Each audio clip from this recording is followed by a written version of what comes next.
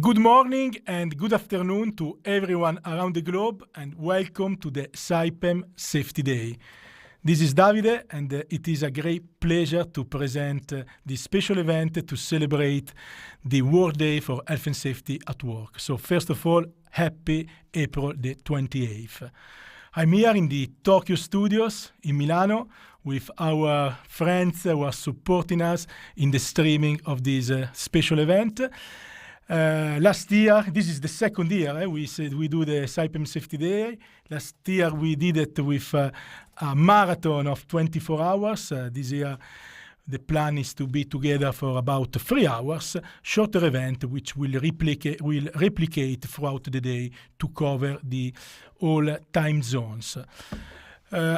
Marco Satta, our QTC director, was supposed to be here with me in this studio, but I couldn't make it today. So let me hand over to Massimiliano Branchi, who's actually on board of Castorone right now for a more formal welcome to the Saipem Safety Day. Max, over to you. Hello to everyone. Thank you, Davide, to let me step in. I'm Massimiliano Branchi, Chief of HR, HSEQ, and sustainability. I'm here today here in Castorone, as you can see, our vessel pipeline, because today we are a visit of the senior management of Total, and we'll talk a little bit more about this kind of event in the next hours. Today we are celebrating the Day of Health and Safety for worldwide, and in the 28th of April I'm really honored to be here.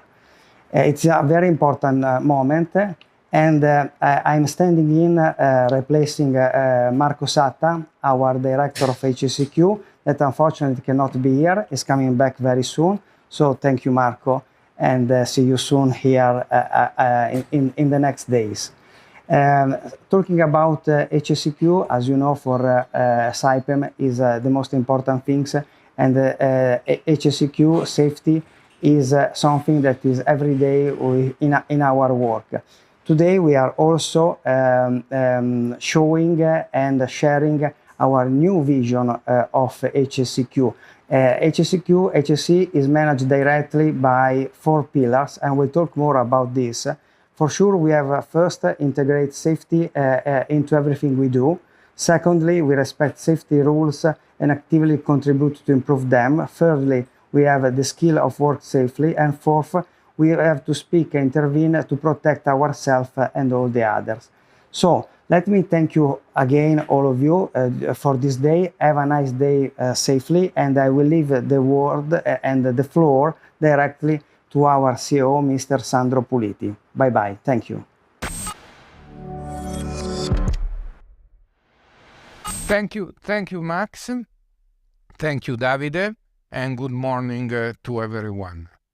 Today, all together, we do participate to the World Day for Safety and Health at Work, as promoted by the International Labour Organization.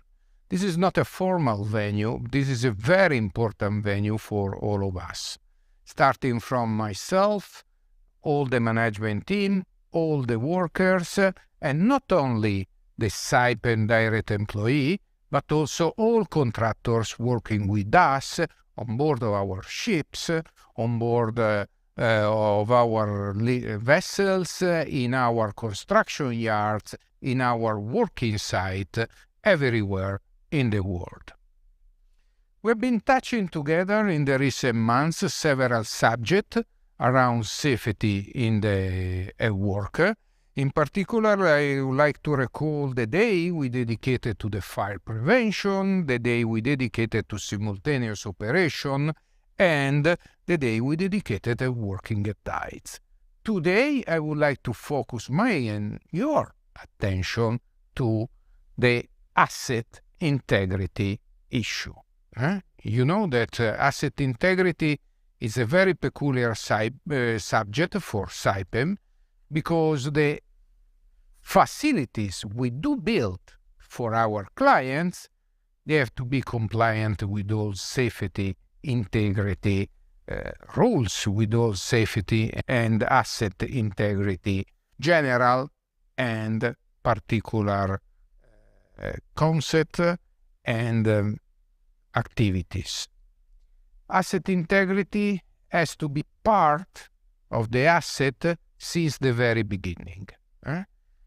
Asset integrity starts with the correct design of the asset. Asset integrity then is guaranteed by a proper construction of the asset. This implies all the supply chain, clearly, and all construction activities.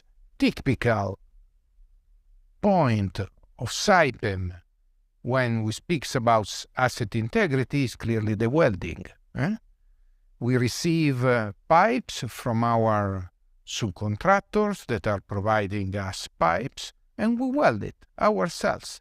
And the welding itself is the first safety asset integrity issue we do face every single day. Because, for example, welding has to be as per spec in all dial inch we do around the world. This just to give you an example of what we mean of safety of asset integrity when we are in a construction phase of an asset.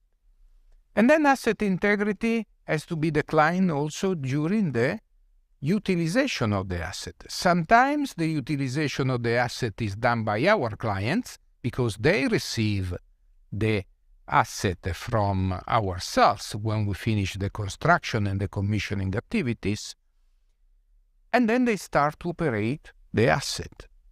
In other situations, since we do operate assets like drilling ships, lifting vessels, and so on, and also or we do operating and maintenance of our client assets, then asset integrity has to be declined during the operations. And what does it mean that? It means to be sure we do operate the assets within the design envelope of the asset itself. Then we do operate the asset within the maintenance plan of the assets. We do operate the asset with the right people, with the right knowledge and the right competence to operate their assets. So you see that asset integrity involves all the function of Saipem, starting from supporting function like HR, the engineering function when it comes to design, the construction function when we speak about constructing assets. So asset integrity is definitely part of our DNA, and as the DNA of our body has to be very well preserved within the organization. And to do that, there is only one way to make it happening in the right way, is to follow what it is the Saipem Asset Integrity Management Systems, where you can find all the rules, all the order, the right order of what we have to do to ensure we do operate our assets within their integrity envelope. And since our assets are not easy assets to be operated. Think of lifting vessels. We can lift up to 14,000 tons. It's a big weight to be lifted. Or when we do operate, for example, FPSOs for our clients, there we have to continuously face the risk of having hydrocarbons within our facilities. Clearly, in both situations, the integrity of the assets is critical, first of all, for the safety of the people on board or in the vicinity of those assets, and also for the environment that is surrounding those assets.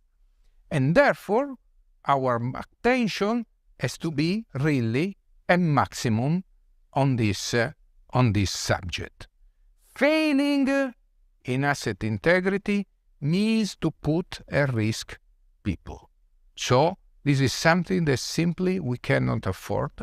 We want to do business respecting the people working for us, respecting the people that are living surrounding the assets we are building or we are operating.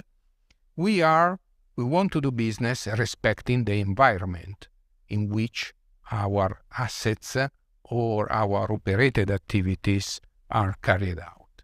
So therefore, there is no Health and Safety Day without a deep thought to the asset integrity, without having this very clear in mind, and without taking every single day the measures that our function within the company are in our power to ensure the asset integrity or whatever we do operate every single day.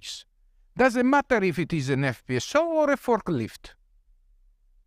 In both situations, asset integrity is critical for the safety of the people that they are operating it and whoever is in the surrounding vicinity. And I would say that the worst that we can do as managers, as employees, as workers, is to simply pass by when we see an asset integrity issue. We have immediately to correct it. We have immediately to stop activities that is carried out without or outside the asset integrity envelope of the facilities we are operating. And this is mandatory, it's not an option. There is no business situation that can justify working outside the asset integrity envelope of the assets.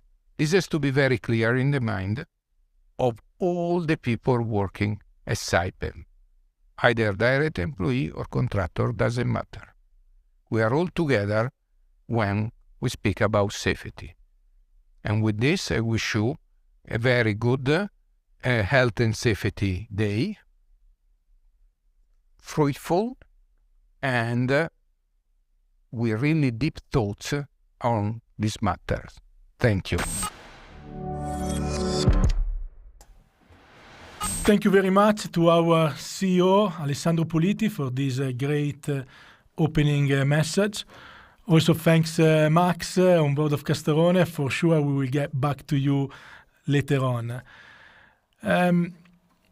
Alessandro Puliti mentioned about the importance of asset integrity, and this links very well with the theme of the World Day for Health and Safety at Work, the fundamental right of safe working environments. So we have a special guest today, and it is a great honor to have Félix Martina Daza from the International Labour Organization to intervene and share some reflection from their perspective. So Félix, welcome to the Saipem Safety Day, and over to you. Thanks, Davide. The topic of the Occupational Safety and Health Day of this year is a safe and healthy working environment is a fundamental principle and right at work. Since 1919, the ILO has always been strongly committed to the protection of workers' safety and health. The preamble to the ILO Constitution notes that the protection of the workers against sickness, disease, and injury arising out of his employment is among the improvements that are urgently required. The constitutional principle of the protection of workers' safety and health was strongly reaffirmed in June 2022 when the International Labour Conference adopted the resolution on the inclusion of a safe and healthy working environment in the ILO's framework of fundamental principles and rights at work. The other four fundamental principles and rights at work of the ILO are freedom of association and the effective recognition of the right to collective bargaining. Second, the elimination of all forms of forced and compulsory labor. Third, the effective abolition of child labor. And fourth, the elimination of discrimination in respect to employment and occupation. This resolution recognized the Occupational Safety and Health Convention number 155 and the Promotional Framework for Occupational Safety and Health Convention number 187 as fundamental conventions. The consequences of that are very relevant. All 187 member countries of the ILO, even if they have not ratified these two fundamental conventions on occupational safety and health, now have the obligation to respect, to promote, and to realize the principles concerning the fundamental rights which are the subject of those conventions, namely the right to a safe and healthy working environment. The core principles of the Conventions 155 and 187 contain provisions of a general scope covering all branches of economic activity and serve as the basis for additional occupational safety and health measures provided in other specific occupational safety and health instruments.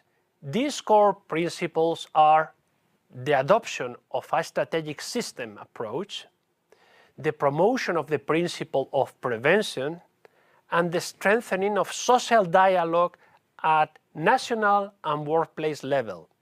Both conventions, Convention 155 and Convention 187, require member states to formulate a national policy on occupational safety and health in the light of national conditions and practice and in consultation with the most representative organization of employers and workers. The Convention number 187 requires members to establish, maintain, progressively develop, and periodically review a national system for occupational safety and health, including a legal framework of laws and regulations, and an institutional framework to fulfill the functions of inspection, training, information, technical assistance, recording and notification of accidents and diseases, etc.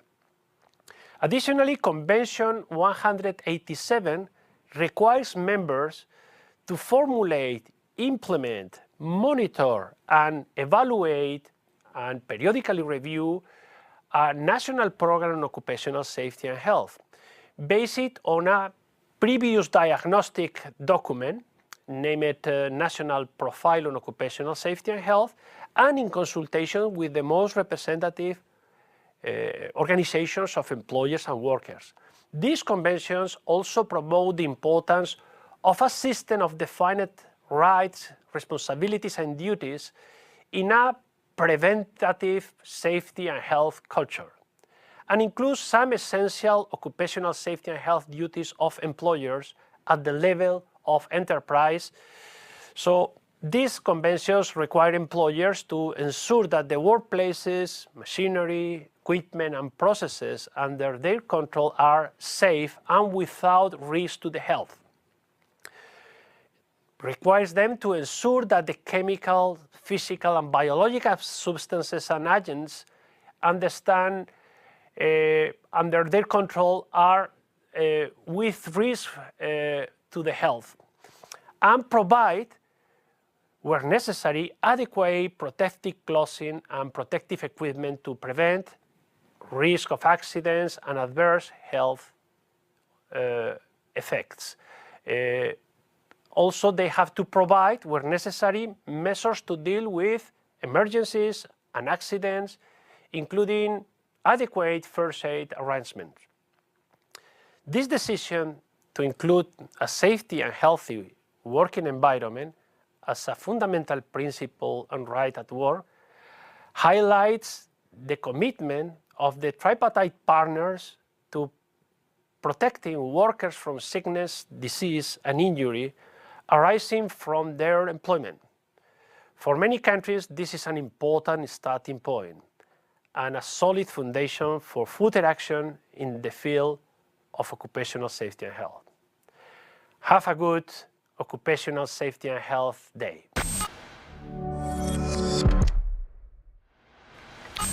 Thank you, Félix, and it was very important to hear your message. And actually, while you were speaking, I was thinking to the latest data published by the International Labour Organization, where even today, around the world, more than 7,600 people will lose their life because of an accident at work or an occupational disease. Every year, more than 2,700,000 people lose their lives because of work. And this is morally unacceptable. We know these numbers are so big that it's even difficult to relate to them. But I really think that every effort needs to be made to minimize our risks for injuries and really strive for an incident and injury-free industry. So thanks on behalf of the Saipem HSE department, thanks to everyone around the world who is listening to this and watching this streaming event and being so genuinely committed to create a stronger and stronger health and safety culture for Saipem. Today, after these introduction speeches, of course, we will have many guests, many colleagues here to share their stories, their commitment, their passion for health and safety. But I would like to start presenting you the protagonist of this special Saipem Safety Day. And the protagonist, you saw it behind Alessandro Puliti while he was speaking from his office. And you also see it here behind me in the Tokyo studios where we are, is the new Saipem Health and Safety Vision. A vision that was born in the recent weeks and a vision that is going to be officially presented and rolled out through this Saipem Safety Day on this special occasion of April the 28th. This vision was born on December the 2nd when our top management, Alessandro Puliti and his direct reports, got together for a special event to brainstorm the new health and safety vision of our organization. And following this event, other meetings with all our divisions and business line took place to enhance this brainstorming and finally come up with the Saipem Safety Vision, which I'm going to present in more details in a moment. But I would like to show you first what happened during these special events where our senior managers got together to align themselves on their safety vision for Saipem.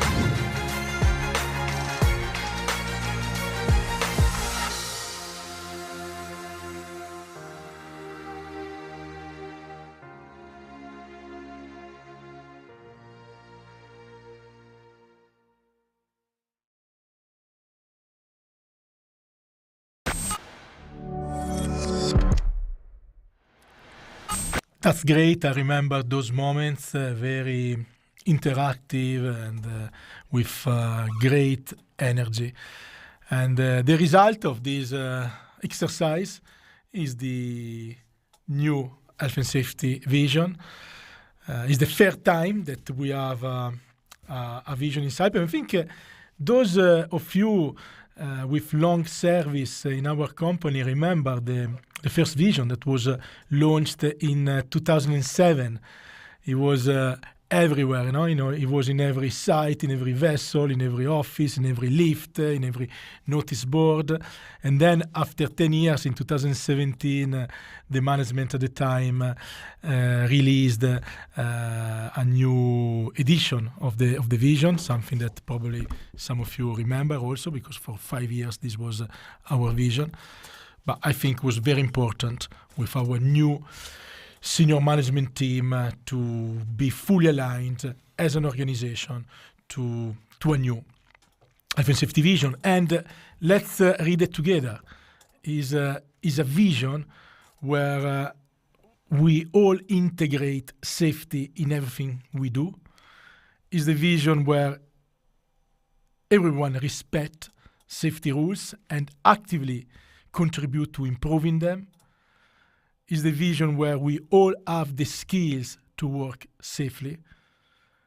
And it is a vision where everyone can speak up for safety to protect ourselves and others. And of course, is the vision where in safety, everyone is a leader. And also very important, as our CEO reminded earlier on, a vision where everyone has the authority to stop and intervene anytime it's felt the safety is being compromised. So now, since today, the new vision and all the communication toolkit is available from SharePoint in all languages needed. And if there will be any need for any new languages, of course, we will update the site, the HSE site, where all tools and resources for the deployment and the communication of the vision are available. And let me share with you a special video that we put together to support each one of you in presenting the new health and safety vision to our organization.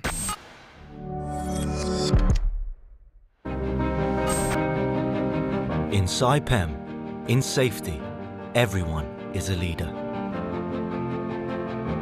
There is no seniority, no grades. We look out for each other and lead by example. Every new challenge, every activity is designed and performed safely. We actively contribute to improving safety in everything we do and make sure that everyone has the right skills for the job. If we see anything unsafe, we all speak up and when necessary, stop work. In safety, everyone is a leader. The safer, the better.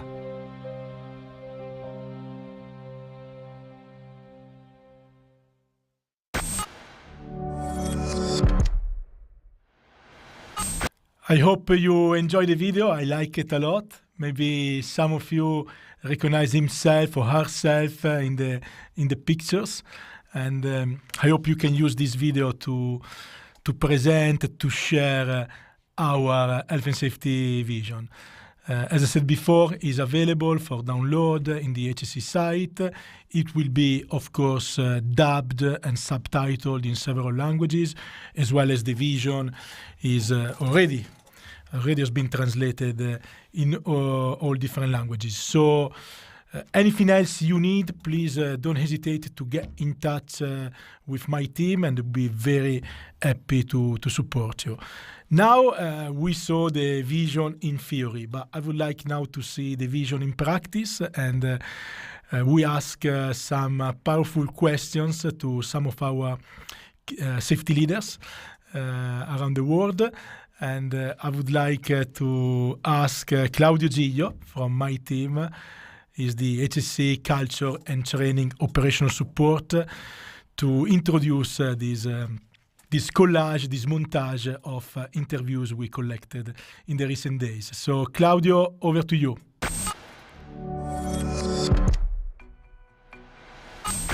Hi Davide, thank you very much. Hello everyone, and happy Saipem Safety Day to all of you. So we have a new vision.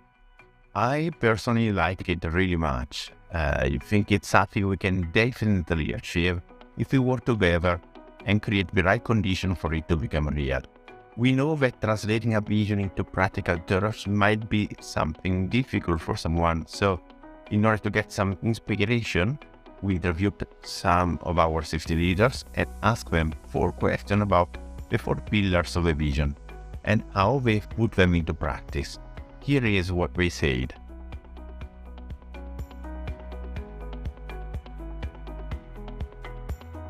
In relation to the new health and safety vision, can you give an example and expand upon how you have integrated safety into all aspects of your work activities in terms of and the project that you have managed, and also from your own personal perspective?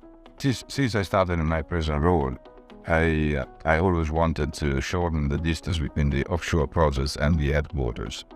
I'm convinced that safety cannot be demanded down the ladder, and has the presence of the top management is always helping the adherence and compliance with established systems. I am a strong believer of systems, so another system we put in place is the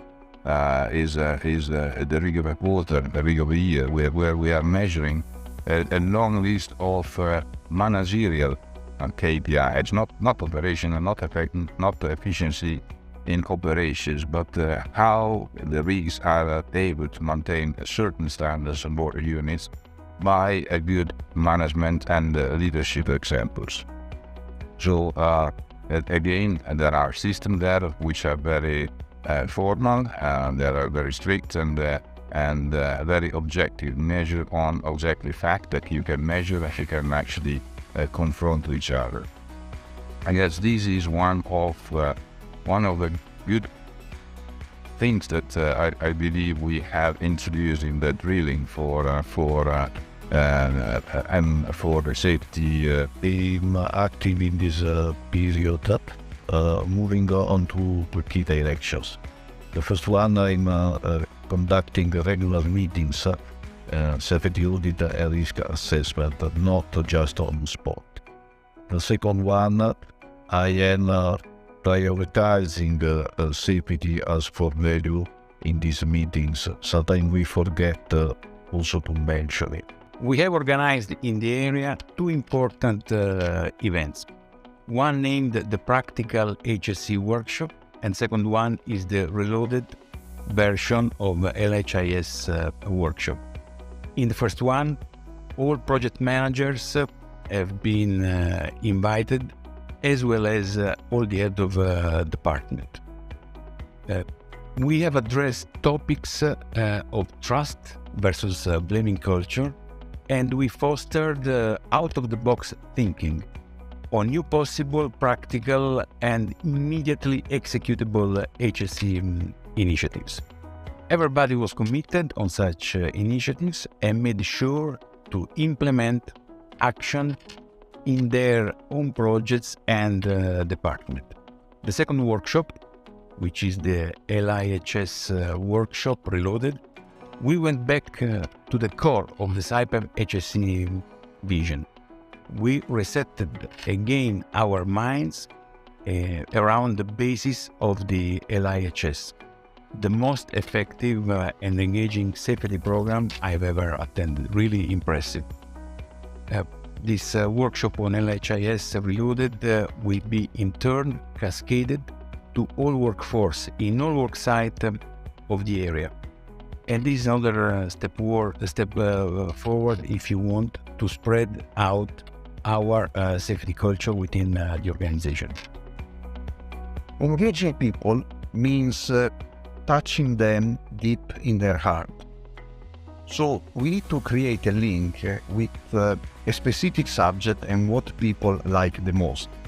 To your point, as far as health and safety is concerned, we have to realize that we are involved in health and safety issues in our everyday routine, like when we drive a car, when we take our kids to a disco for the first time, when we go swimming, when we go climbing. So the point is that health and safety matters in everything we do, not only in our job.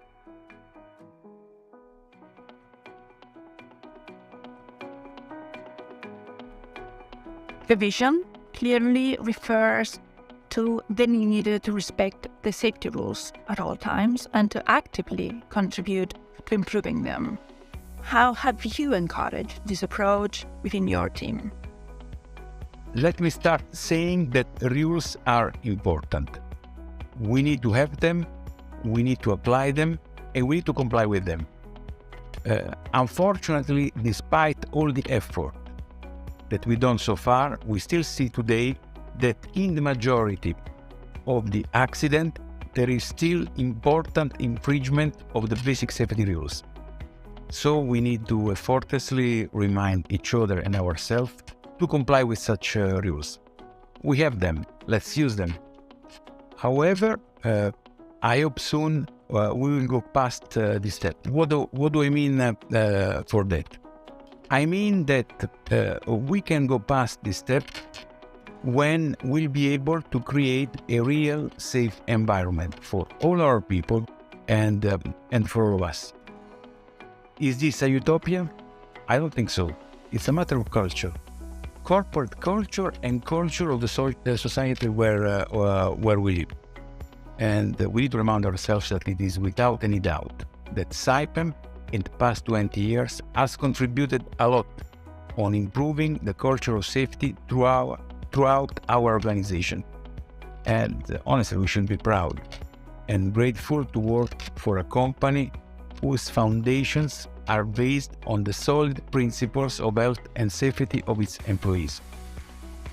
Results of this are very much clear in front of us through the HSE statistics, but not only, also by watching the way we work today as opposed to the way we used to work in the past. Of course, the journey has not ended yet, as we have to continuously improve in this direction. As my personal commitment, as the commitment of all the managers here in the area, we have already planned a number of visits to all work sites where specifically talk about life-saving rules to further familiarize with them and reinforce the message to use them whenever applicable. One way is to involve the team members and to have feedback from them, because it should be a relation in two directions. The second, and is very important, is setting the clear expectation for safety and for the performance that we expect. We cannot have funky definitions. And we have also to recognize and reward people that work in the proper way, keeping in mind also and making them understand that they are also accountable for the outcomes. We all are responsible for and accountable for safety. The third important point is the reporting. We have to be rational, so all safety incidents and near miss must be reported. We are not to be shy.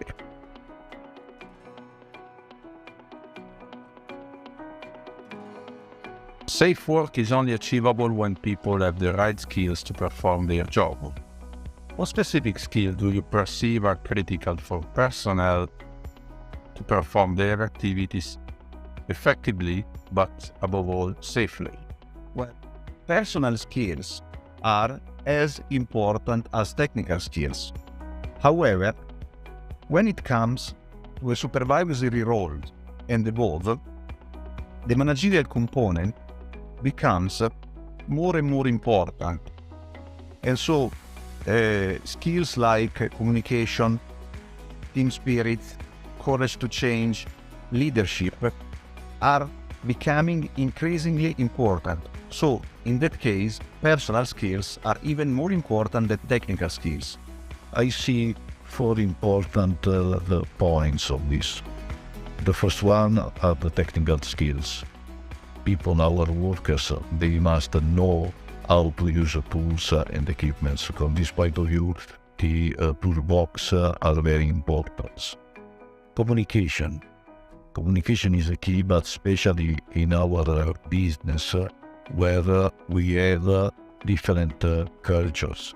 And so the communication depends also from the language and from the values that culturally can be different. The third one that sometimes we forget is the time management.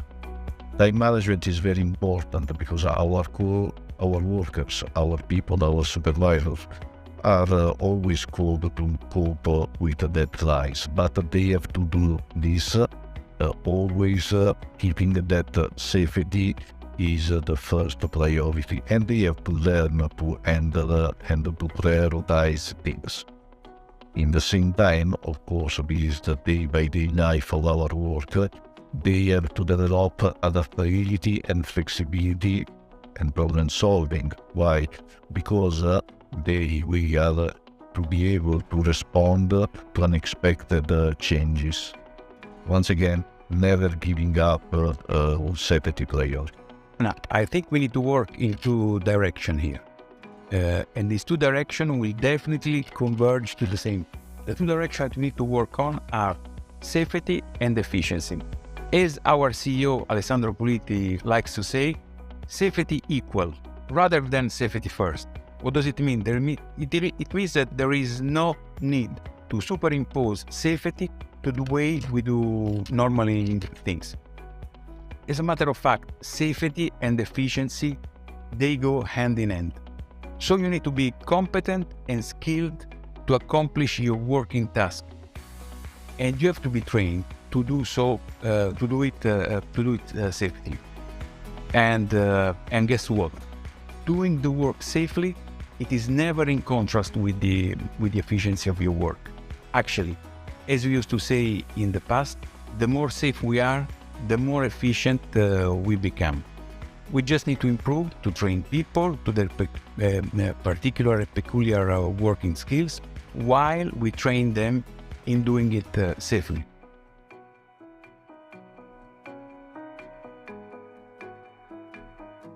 As a leader, what are the specific actions that you take to create an environment in which your teams and the people that you influence are able to adopt and demonstrate positive and safe behavior, and where everyone has the confidence to speak up for safety and to protect one another? Definitely, once again, regular communication and assessment. This is one I mentioned in the previous question. One that I didn't mention before is to lead by example. Everywhere we have to show that we are believing in what we say, and we must be congruent with what we ask. Of course, we have to foster the culture of safety. One important point at the management level is that we have to provide the necessary resources. Safety always pays back, and so we have to provide the project with all that they need. Once again, we have to recognize a positive behavior, never forgetting that people is accountable for the outcome.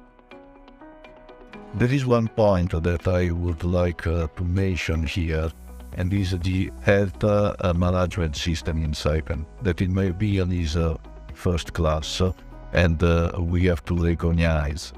It works in a shadow, but it keeps ourselves and our colleagues in a way that covers really our life at 360 degrees. Well, we in Fano are about to organize different initiatives involving numbers of stakeholders like our employees, companies belonging to our sectors, companies belonging to other sectors, schools, university, sports institution, in a way that the health and safety value will become a distinctive logo that people belonging to our community would feel proud. I like to think of myself that when things are not going as planned, I want to be involved. I want to share the pain. I want to let the people know that they are not alone, that they can and we can solve things together. Mistakes, of course, happens, but instead of jumping into the traditional conclusion as a human mistake, most of the time I force myself when the thing gets to me and the systems first.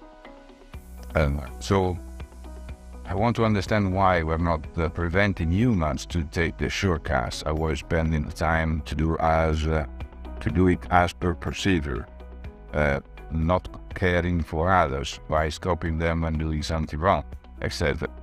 I think this approach has been noticed ashore, and I appreciate for all the units we are dealing with, and it helps with a more open environment where people is not afraid to speak up. And for example, in the same way, I want the headquarters to be more involved in the management of change. And so where in the past a lot of responsibility were left to the RIC, and I wanted to have my office to be more involved with the formal approval of the changes, and on the other hand, take all the administrative tasks which is not needed for the operating units to spend time in administrative tasks, but concentrate with what is important for them. What is important for me is that the units has to know that headquarters is there for helping them.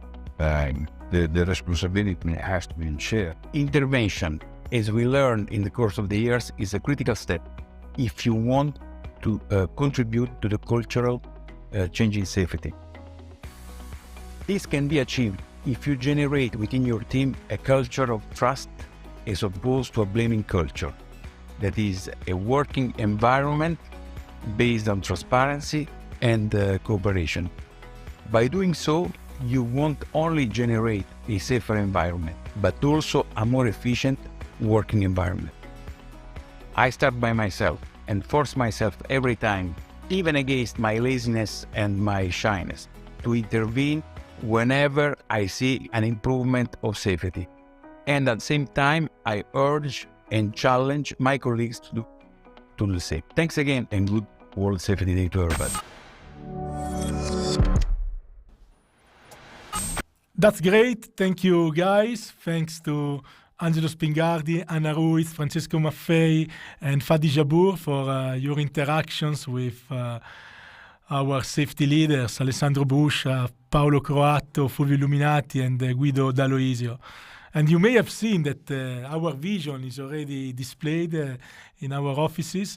You may have seen behind Guido the vision signed by his team. A few weeks ago, I was in Abu Dhabi, and it was a great day because we actually already started, with the deployment of our leadership in safety workshops to realign each management team with the new vision. And just last week, I was in Houston with our management team there, and I took the chance to collect some testimonials, asking our colleagues there what the vision really means for them. And I would like to share with you this video montage from Houston.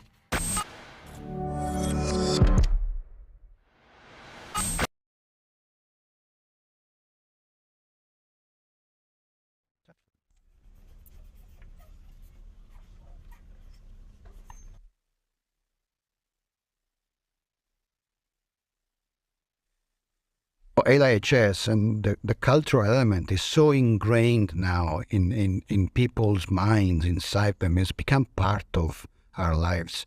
It really is part of my life too, and I learned so much. The beauty of this is that you really find the same attitude, the same values, the same beliefs, so much shared by everybody. Wherever you go, be in a yard, be in a vessel, be in an office, you find this. Basically, there's an instant understanding of what these values are. Now, and that makes it so powerful.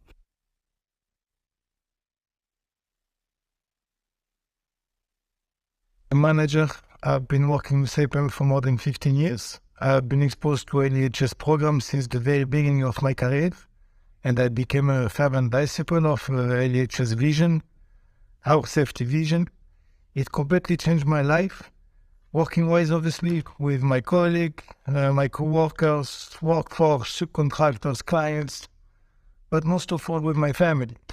It became an intrinsic value for me to work safe and make sure that we are not only saving time, but we're also saving life. I believe that's the only way to work, being brave, being safe, when you're working with an organization like us, like Saipem.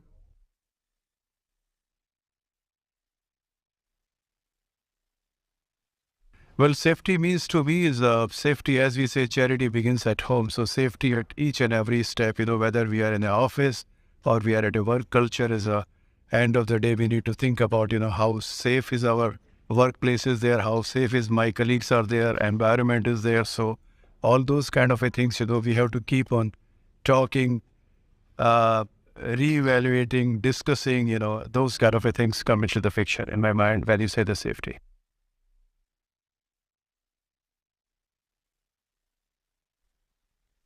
I'll make an example. If I go in a work site, whether it's the deck of a vessel or in the yard, and I work in a place where I shouldn't, or maybe they are lifting something, I pass nearby, and there is a rigger that they stop me, say, what you're doing, you should not do that, or that for me is the influence that we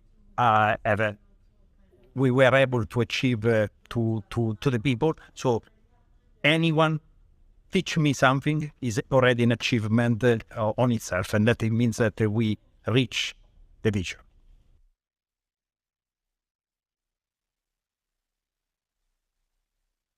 I would say to me it is a very clear and strong statement from the management of their expectations towards health and safety.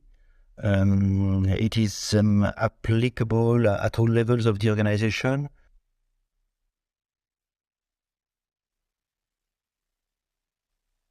I think it's like a lighthouse, if everybody looking at having the same vision, in fact, the same direction, and we are all sharing the same view on what means safety for us in our daily life. I think I would say, wherever we go within Saipem, we see people who are really engaged in safety, but we still need to do more. And this new safety vision for me is a way to revive, to re-enlight the safety vision for everybody. And I think it's going to help all the people they have been, I would say, at the root of the LHS or for newcomers to embrace this safety culture that we all want for everybody to have in Saipem.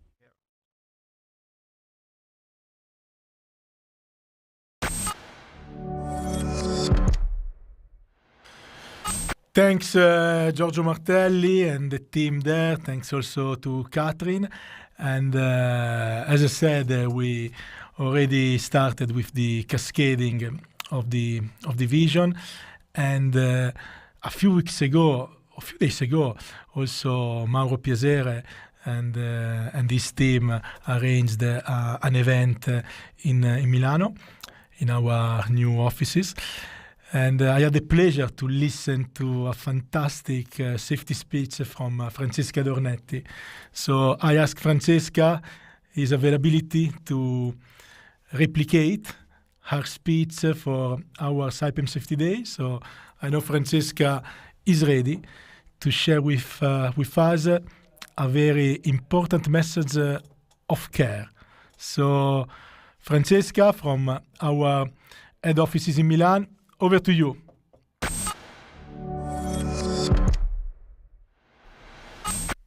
Thank you, Davide. Hi, everyone.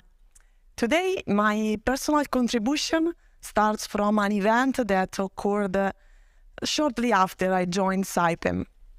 It was June 2005, and a welder lost his life inside a furnace designed by us, killed by a snuffing steam coming from the opening of a valve while he was inside welding. It struck me a lot because he was a really young guy. He was only 32 years old, and he had a family for sure who he was taking care of. So I thought maybe we were the ones who did not take enough care of him. So starting from this, I would like to share with you a principle in which I truly believe. Taking care as a safety prerequisite. The care that is also the love, the passion, the attention with which we do our work and also our personal things, of course. Care and safety are related. As a minimum, the care is a risk mitigation measure. So what should we take care of? For example, of our workplace. So you will find in any safety board website sentences like keep clean, keep orderly, keep tidy, pick up and clean up. And what is this if not care? So not only the workplace, but also the equipment and the tools, like bikers before leaving, carefully clean the visor and fasten the helmet. So we should take care of our harnesses, for example, before doing work at height. But not only this. Today, I would like to add also something very important in which we have to put care, we should take care of. And it's the work we are doing every day in our offices. Especially now that we are undertaking new challenges related to the energy transition, in which we are asked to use our ingenuity to create, to design new solutions, new products that we have never done before, that we do not know, that perhaps do not even exist yet. Taking care in doing this does not mean that we have to over-design or to apply redundancy. To me, it means that we should ask ourselves questions about what could happen. It means that we have to study the risk scenario, which are new and never faced before. It means that we have to share our doubts. We have to discuss to understand if we are addressing our products in terms of safety, and also if we are properly designing it in terms of operability. So in a nutshell, my message today is this one. We are either designing these new products or just preparing the usual, the traditional, but let me add, bloody damned furnace specification. Let's commit to doing with care, because in this way we will secure a significant portion of its safety. The safety of what we are going to deliver depends on how much care, which means also love and passion, we are putting into it today. Because when we put care into things, when we take care of things, we make wonderful ones. And this is why I put my daughter's picture to deliver this message, because it's the thing in which I put the most care of all. So thank you very much for listening, and I hope I've delivered a positive message. Thank you very much. Bye-bye. Ciao.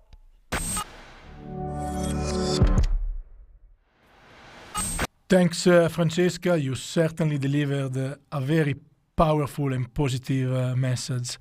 Thank you very much. And I truly believe that we need to inject into our organization the intrinsic values of safety, passion, care, and trust.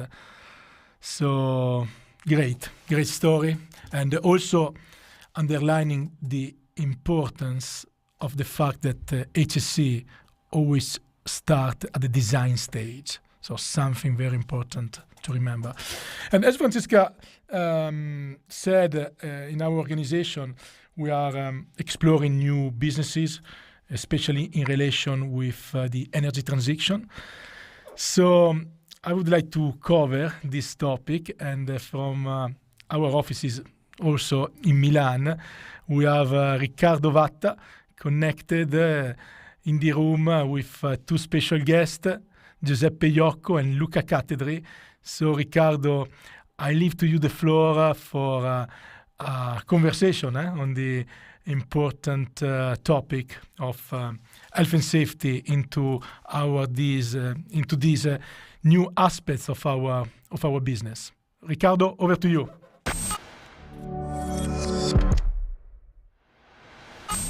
Thank you very much, Davide. I'm very happy to be here today on the World Safety Day.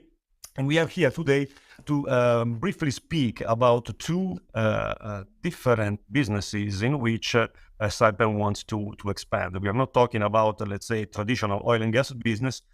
We are talking today about offshore wind business and sustainable infrastructure. And in order to have an overview of what is going on inside these two businesses as far as, let's say, future initiatives are concerned, and also safety-wise, we are here with Luca Cattedri, Head of Business Development and Commercial for Offshore Wind. Buongiorno, Luca. Buongiorno, nice to be here. Okay. And also with Giuseppe Iocco, Head of Commercial and Tendering for Sustainable Infrastructure. Buongiorno, Giuseppe. Thank you for the invitation. You are absolutely welcome. No, so the first thing that I wanted to ask to our two guests here is to have a short overview, maybe starting with Luca for offshore wind, on how the business is going. What are the foreseeable challenges and what is the overview of where offshore wind is going now and in the next years? Thanks for the opportunity to discuss and talk about offshore wind. As I mentioned, it's a great opportunity for me to be here to talk a bit about this business. Market-wise, all over the world, renewable energy is becoming more and more predominant in the energy discussions. All the major companies, contractor or developers, are aligning to this agenda. And offshore wind is becoming a critical part of this strategy of the many stakeholders involved in the energy business. The offshore wind is experiencing a pretty interesting phase where it started with a certain enthusiastic approach of the market and of the contractors, while in the recent years experience some reality check where the assumptions made were faced with certain issues experienced in particular during the execution phases. Unfortunately, Saipem experienced some difficulties which have caused some important consequences to our company and the organization. Fortunately, Saipem, as a resilient company that's always demonstrated to be, has grown up over this unfortunate experience, and today is able to learn from the experience made and present a value proposition that is more adequate to the risk profile of the company, the acceptable risk profile of Saipem, and in line with the expectations of the market of stakeholders. So today, the developers and the market in general are mainly concerned with guaranteeing the supply chain, security of the supply chain, as the market expectations to grow is beyond the capability of the supply chain. So for Saipem to be in this phase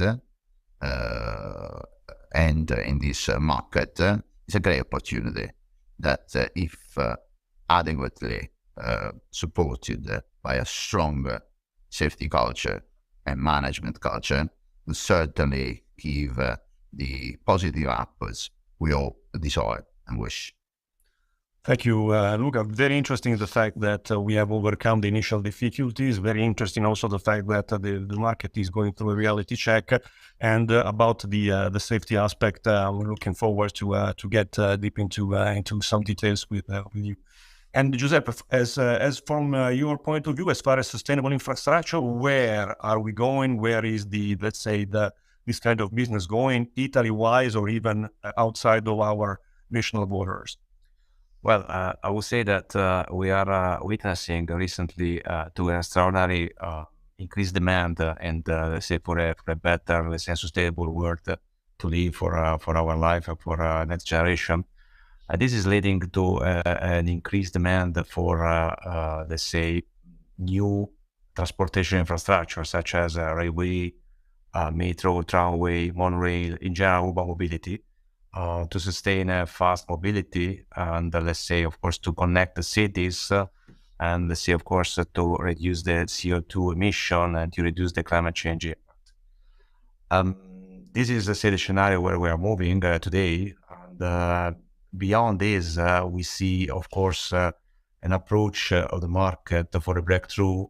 I'm referring to the new technology, to the innovative solutions such as Hyperloop, that is, let's say, a kind of ultra high-speed train. I'm referring to the submerged tunnel that will be the same means to link a territory and country across the sea.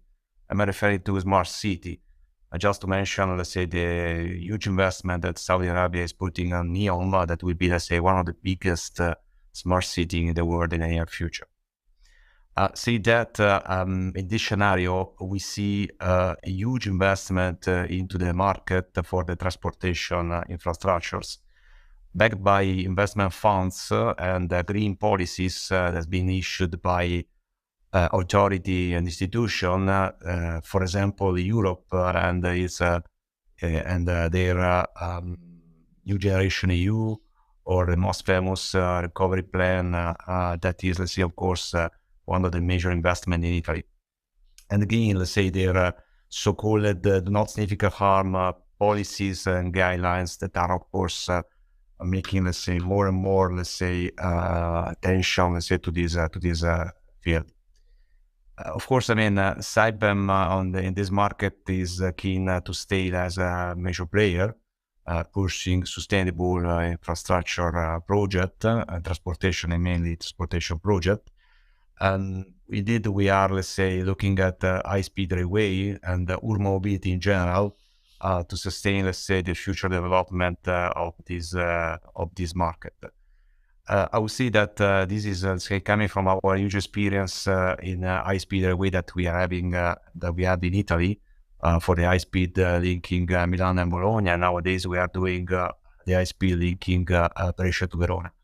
And recently, let me tell you that I recall that we have been awarded a high-speed link underneath the city center of Florence, which is, say, of course, an important project in Italy and to Saipem. It's including even, let's say, the underground high-speed station designed by Norman Foster. So this is where we are, and so we have, let's say, of course, a good, let's say, perspective, and we are working hard, let's say, to become, let's say, more and more, let's say, a major player into this field. Very interesting. Mentioning Hyperloop, NEOM, and all these sort of things makes us feeling what could be the future in the next decades, and we are feeling particularly proud of having the possibility of being a part of it, both on offshore wind and in sustainable infrastructures. As Luca was tackling the safety, let's say, aspect of these new challenges, what is your feeling about this, Giuseppe? Are we ready as far as safety is concerned to tackle these new kind of challenges and to continue as far as the railway activities that you have mentioned? Can we learn something? Are we ready to, let's say, diffuse some of our best practice as far as you can see in this kind of environment? Well, I would say that, let's say, most of the infrastructure projects are, let's say, crossing dense territories. So we are interfacing property, assets, utilities, and cities in general. So this is, of course, increasing the level of, let's say, interfaces and so the level of risk. So this is a challenge, of course, into the infrastructure field. And again, we are, let's say, of course, looking at this like, let's say, the main risk. But again, we have even, let's say, having the feeling that clients and authorities are looking at the Saipem model as, let's say, the best practice. I mean, we have, let's say, of course, a comparison with other contractor and, let's say, the supply chain in terms of as a contractor and supplier. The safety awareness is, let's say, of medium level. So this is, of course, leading Saipem to become, let's say, more and more, let's say, active on this field. Apart from this, I would say that recently in Italy, we have, let's say, experienced reduced availability of resources, specialized resources to execute the project. And this is, of course, stressing the execution and so increasing, of course, the effort and, let's say, of course, putting the safety at the center, let's say, of the attention of everybody, let's say, for this. In terms of opportunity, I would say that there are opportunity into this field in terms of application of new technology. I see many technology available in the market, like artificial intelligence, 5G, blockchain, and so on. And this can be easily applied, let's say, to this field. There is, let's say, important gap with this technology. And so this demands, let's say, of course, an effort on all the players, let's say, to put in place additional solution for the process, for procedure, for the execution stage. And this will, of course, lead to a healthier and safer places and environment at work. Very interesting. I recall that you just did on the, let's say, innovative side of safety management. Now that is something that we are really looking forward to go deeper. I mean, we have already been working on this, but even with this kind of new environment, we definitely need to invest more on that. As far as offshore wind, Luca, you were mentioning the fact that we have clients which are developers. No, I mean, what is your feeling about their safety awareness? How do you judge Saipem safety vision? Are we ready to tackle that kind of challenging? We can give them something. We can get something from them. What is your feeling about that? Yeah, I mean, it's pretty interesting to hear what Giuseppe says about the new technologies approaching the market, and therefore the need for Saipem to master this technology. So which shows the very nature of safety, which is not a picture, but is a film, and unfortunately real time. And so it's a story, and the story doesn't have an end until you stop it. So when we say, where is Saipem in the safety world, we know that we have achieved a great result, which is creating an endemic culture of safety. So everyone in Saipem is a safety champion. And this, I'm sure, I can confirm in any business, whether infrastructure, oil and gas, conventional, and the great opportunity of the future of renewable and offshore wind. So this is certainly an achievement. What does this achievement mean? Is that everyone has a responsibility to bring to take on his responsibilities or her responsibility and commit to safety every day. As Alessandro Puliti says, which I like very much, safety is not first. Safety is equal. And this is pretty interesting view, which is pretty mature view of what is safety. There is no disconnect between doing things well and doing safety well. If you do things well, normally you look after safety, almost inherently. So sorry for this bit of introduction to say, going back to your question, we are fortunate on the offshore wind in terms of the fact that we compare with cultures that have a different approach to safety. I would say less endemic, less mature, less structured. So this is a great opportunity. But what is the opportunity? That we can extend our culture, our tools, that our developers offer this opportunity to bridge the gap between where they are and where they could be in the interest of the resources that work in this environment. And this response or addresses the great effort that Davide is doing in his foundation. So safety is a responsibility. It is not a task or an obligation. So in as much as we are so endemically advanced in the research for a safer environment, I think we have a great opportunity to work together with our stakeholders in order to grow the safety culture and the safety environment of the offshore wind that today is probably one step behind where Saipem is. Okay, that's very interesting. Well, I like very much the let's say the outcome of this quick chat that we had, which is a message of let's say using and getting let's say the most out of the endemic culture that we have developed in order to foster also the technology issue and the technology opportunities that we have in order to even improve and to offer something to the market that can be different from something that they had already seen. Sure.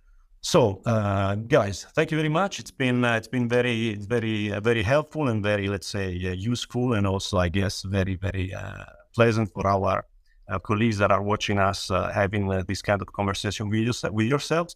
This is all from our side. So, thank you very much. Happy World Safety Day once again to everybody of you, and over to you. Thank you. Bye. Thank you.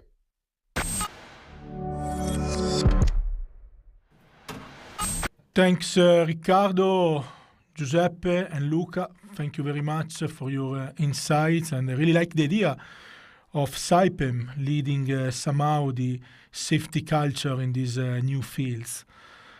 And during the conversation, it also came to my mind some words that Alessandro Bruscia shared earlier on about the importance of health and safety in every aspect of our life. It's not only something we need to be focused when at work, but it's a culture that then can also help us in raising the general health and safety culture of the communities where we live, our families, and so on. So I think the journey of Saipem is very important in this respect.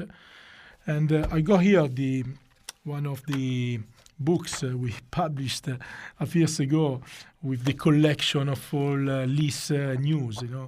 Since 2007, we started to share with the organization in paper at the time several stories and testimonials. And there was one story shared by a colleague of ours in 2008 that always remained in my mind, and a story that I shared myself many times in workshops, events all over the world. It's a story that was shared originally by Fabrizio Di Salvo, the time superintendent of the Saipem FDS. And I had the fortune to meet Fabrizio after 15 years last month when I was with Guido D'Aloise and his team in Abu Dhabi for the Leadership and Safety Workshop. And it was great to reconnect with Fabrizio, to tell him how much that story influenced me over the years. And I asked Fabrizio the availability to be with us today. So I think we are connected. Let me see, guys, if we have Fabrizio with us. Fabrizio, ciao. Welcome to the Saipem Safety Day and happy April 28th. Ciao, Davide. Happy 28th April and nice to see you here. Fantastic. Nice to see you, Fabrizio. And where are you? Actually, I'm currently at home. I almost finished the period of leave, and in a few days, I'm going back to Saudi Arabia. Sure. And specifically, I'm in Vercelli, which is a little town between Milan and Turin, Sure. just to be precise. Very good. The northwest of. Very good, Fabrizio. And as I said earlier, I know you from a very long time, and I never forget that story that you shared, you wrote for the list news. A story that I would like you to share. 2008, exactly. Yeah, yes. It was a story of 2008. It's a story that really hits me a lot, as I said, and I've been sharing many times. I really would like you to share it again for our audience in this Saipem Safety Day. Absolutely, Davide, and it's a pleasure for me. So, Davide, as we gather on Saipem Safety Day, and today is the 28th of April, so it's an important day for all of us. So we are reminded of the importance of safety. I'm here, Davide, not only to talk about safety confined in our workplace, but safety incorporated into our daily lives. As we said. Safety and culture, so is a subject that has a personal impact to all of us. Now, let me share with you the tragic story that you just mentioned, Davide, of a fellow workers who sadly passed away after having been involved in a fatal collision while riding his motorcycle. Already 15 years have passed already, but his story remains embedded in us and continues to give us a lesson.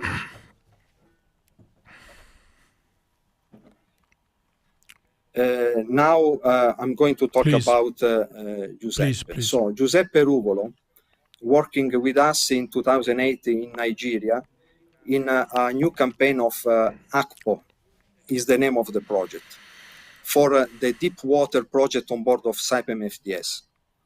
And I remember that during the 410 days, I still remember this number, that we spent on this campaign. You know, we were all excited to be doing something new, challenging within this project.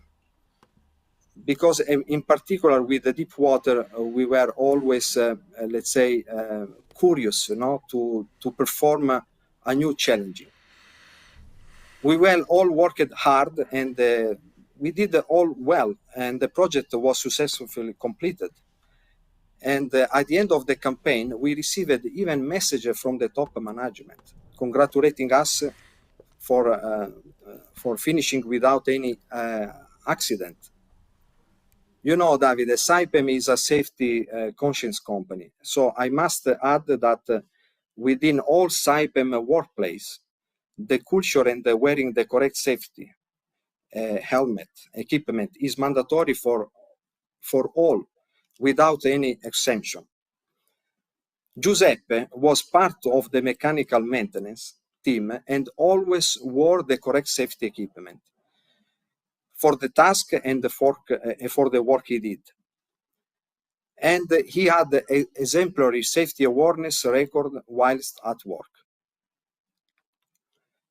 So I will continue to telling you this story. As I stated, one of the most important national newspaper, I will not mention the name, however, outlets of the future Giuseppe story in one of their articles. I remember Giuseppe had I still remember these words on these articles, thousands of dreams and the job he loved, a job that brought him to great satisfaction.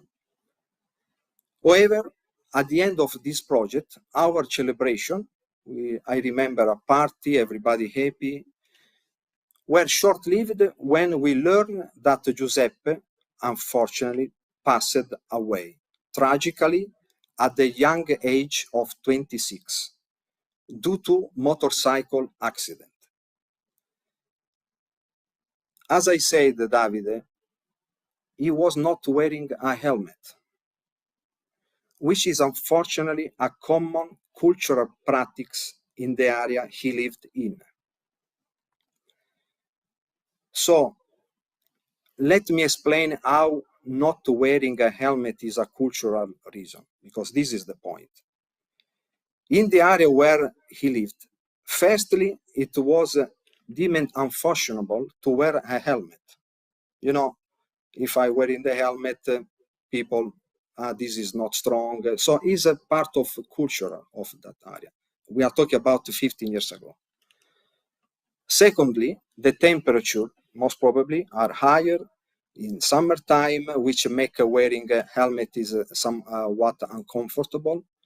So for that reason, this influence cause accident, injuries, and even death to many, and not just in the area where Giuseppe lived, but in many areas worldwide. Because this is a culture in this area, the behavior of people, including my behavior, is greatly influenced. I must mention, Davide, that while on board of the Saipem FDS, Giuseppe was a safety leader and an example for excellence in terms of safety. Despite this, unfortunately, he still met with this tragedy. So this is simply show us that the culture is a great influencer of our behavior. True. Thanks, Fabrizio, for sharing this story. Very emotional, very touching. And to me, this is an example of our working environment, which is the theme of this April 28th. Our working environment can protect people, because I really think that the working environment in the vessel was protecting Giuseppe. Our management system, our procedures, our culture there on board of the vessel is what protected him, what allowed him to follow the rules and to care about safety, to act, in fact, as a safety leader. But then he went, when he went back home, that environment, that way of doing things there, in that village near Palermo, no? If I'm not wrong, killed him. Perhaps he didn't have time, Giuseppe, to grow as a safety leader. You know, his identity as a safety leader wasn't probably shaped yet due to his young age. But the environment protected him on board the vessel, killed him on those roads. Exactly, Davide. So Giuseppe untimely dead at such a young age was a harsh reminder today of how precious life is and how critical it is to prioritize the safety in all aspects of our lives. It's an unfortunate that our culture can influence negatively our behavior in such dangerous ways. But Davide, let me remind again that it is essential, in particular today for all of us, that we learn from this situation and take steps to prevent the future tragedies. We need to maintain and uphold the stringent safety culture applied not just to our work, but also in our daily lives. If we take the meaning of culture, as we discussed even during our last meeting, Davide, in Sharjah, if I'm not wrong. The culture, we can, let's say, translate it that the way of life for entire society. So this is something that we as an individual can change if we feel like we are doing something wrong or unsafe. So we all must not be peer pressured into doing something unsafe or dangerous. Act just because it always been done like this, or have why change something if it works. Is attitude. So we must always think before we act, and we must also bear in mind that we have a loved one who will suffer for the consequence if doing something wrong. Thanks, Fabrizio. And actually, as I said, we met in Sharjah a few days ago for the workshop. So, how was your feeling after that day? And also about the vision, our new health and safety vision. What the Saipem health and safety vision mean to you? Well, Davide, I remember exactly your words when at the end we were not criticizing the new vision, but it was a kind of interpretation, and in simple way you answer correctly, and which I totally agree. When we have to explain how as I explained previously, the precious of our life, we have to be simple and humble. So go straight to the point. Sometimes we make the things complicated, and will be more difficult for us to pass the message. That's why it's very important that to make it something simple that can reach everywhere, all of us, and touching all culture. This is one of the points that we discussed today, that taking a story that happened 15 years ago. Because when we are talking about culture, Davide, if we go back 100 years ago, that's very true. To time when the man and woman, of course, used the basic tools to survive, they would manufacture everything from the raw materials they had at the hand, and to use them to make their lives as comfortable as they could. And their hand made the tools that will be used to make shelters to live. I'm currently my home. To catch animals for food, and to make clothes to wear to keep warm and to survive. So all of this was done in a community where they learn from each other, and more importantly, we learn from their mistakes. Now, Davide, fast forward to the modern times, as we as modern civilians, and we are still using the same cultural waves as our ancestors, but only with the modern and safer tools. This is the difference. Equipment, and more in a more favorable environment, of course. So our care for our community and family is still the same. There is no change. So we still work to build a home, to provide food, clothes for ourselves, for our family, and ensure that our family and friends are safe. Therefore, if we see someone doing something unsafe or dangerous, let's use our modern methods as the list of our experience of communication to stop the dangers and act condition before escalating something serious and harmful.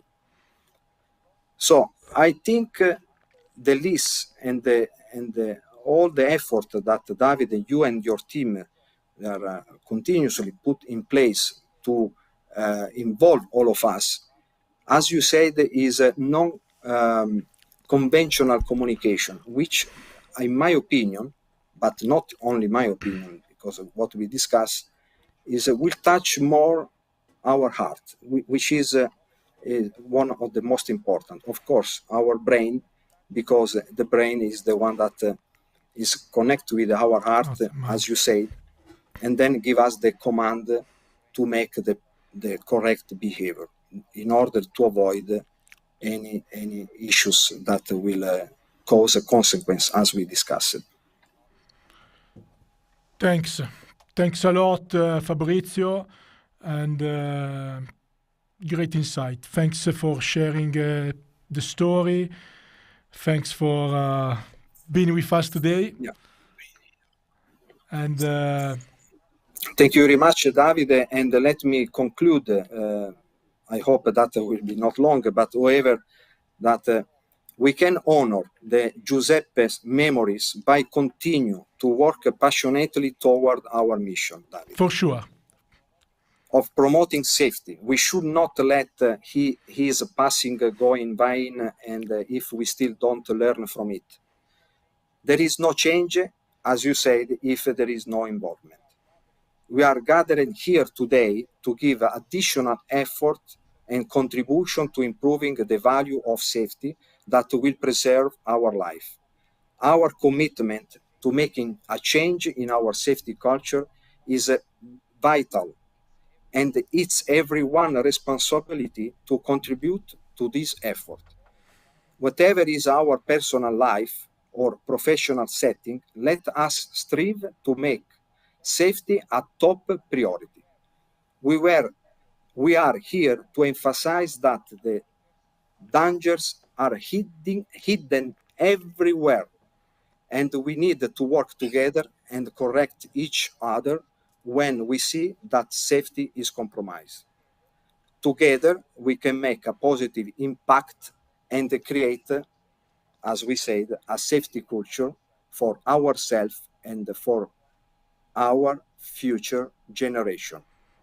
Thank you very much. Well said, Fabrizio, and thank you very much for being with us, and happy return to you to your work commitments in Saudi. Actually, this story and this reflection bring to my mind the importance of using a non-conventional communication to reach hearts and minds, but also the importance of working safely in order not to have any regrets. Unfortunately, too many times after an accident, there are people with some sort of regrets. People from any level, any organizational level. Friends who didn't intervene, managers who perhaps deliver too much pressure, and so on.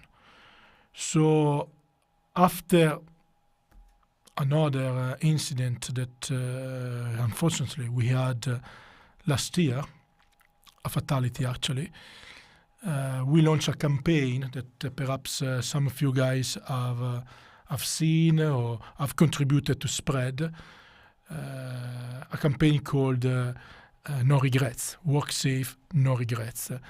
And it was a powerful video that I like to share right now, because I think after this story from Fabrizio is a good moment to be reminded about the importance of living with no regrets.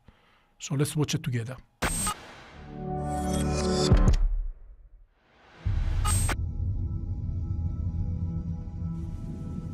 They say that it's when you make mistakes that you learn the most. You reflect on what happened and think about what you might have done differently. Would you have dealt differently with pressures from the client regarding budget and timescales if you knew the impact it might have on safety? Would you have taken the extra time to draw up a new risk assessment instead of copying and pasting an old one? Would you have cross-checked for simultaneous operations happening on site? Perhaps you wouldn't have overlooked the shortcuts that people were taking on a regular basis.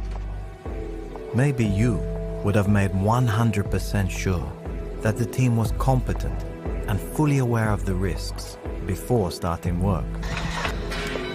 You could have taken the time to do a proper permit, toolbox talk, and ensured everyone was familiar with the environment. Maybe you should have followed the activities of your team more closely. You wish you had intervened earlier. Me, I could have listened. I would have followed the life-saving rules. I should have learned from mistakes I'd already made, instead of waiting to learn from this one. Safety is not responsibility of somebody else. We are all safety leaders. We are all responsible for safety. Each of us has the duty and must report each non-conformities, has to exercise his stop work authority. And this is what really can save lives. It is really what can save injuries. This is really what can save incidents. Regretting is definitely not enough.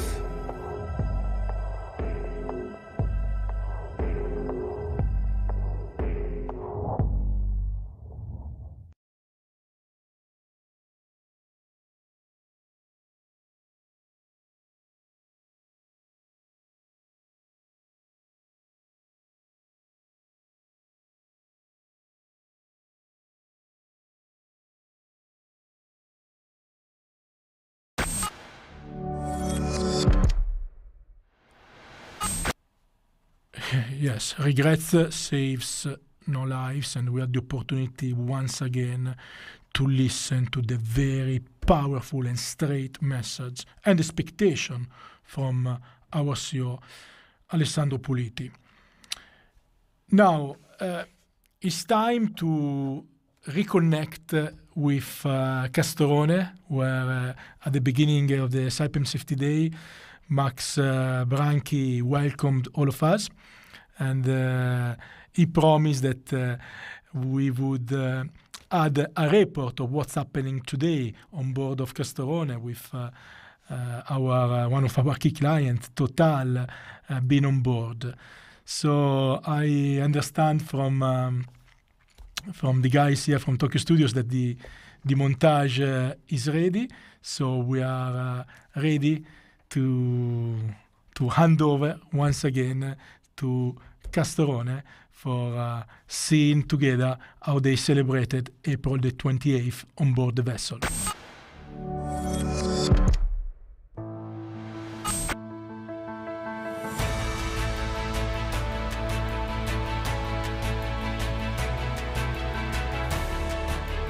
Very happy to be here with our client Total. An idea that we had talking with them a few weeks ago, where Total actually engaged us. The idea was to be on board on Saipem vessel, on Saipem side, to share common values on health and safety in occasion of this important day. Very productive day, very constructive. We had a lot of sharing moments, events, and also best practices. And this is the way we are like to foster the relation with our clients. Because when it comes to health and safety, no one is perfect, but for sure we have a lot to learn from one another. So I think it's been very positive, and I'm sure that also the client was happy about it. Today we are meeting Saipem in Marseille on board the Castorone, and we have spent the entire morning exchanging on consideration around the HSE, and it's a great pleasure to see how the company we are dealing with regularly as a customer is recording excellent HSE records. And it's also very interesting to see that we have very common parameters that we look at in terms of HSE as a user of the services provided by Saipem. Spend quite a bit of time exchanging on ways to improve practices in the safety of operations, in the safety at work, and also in the sustainability, which is more and more, both in Saipem and TotalEnergies, a very important element to take into account in the conduct of our operations. Actually, I was the project manager during the construction of Castorone, We are now on board of the vessel in the firing line, and we host today Total clients.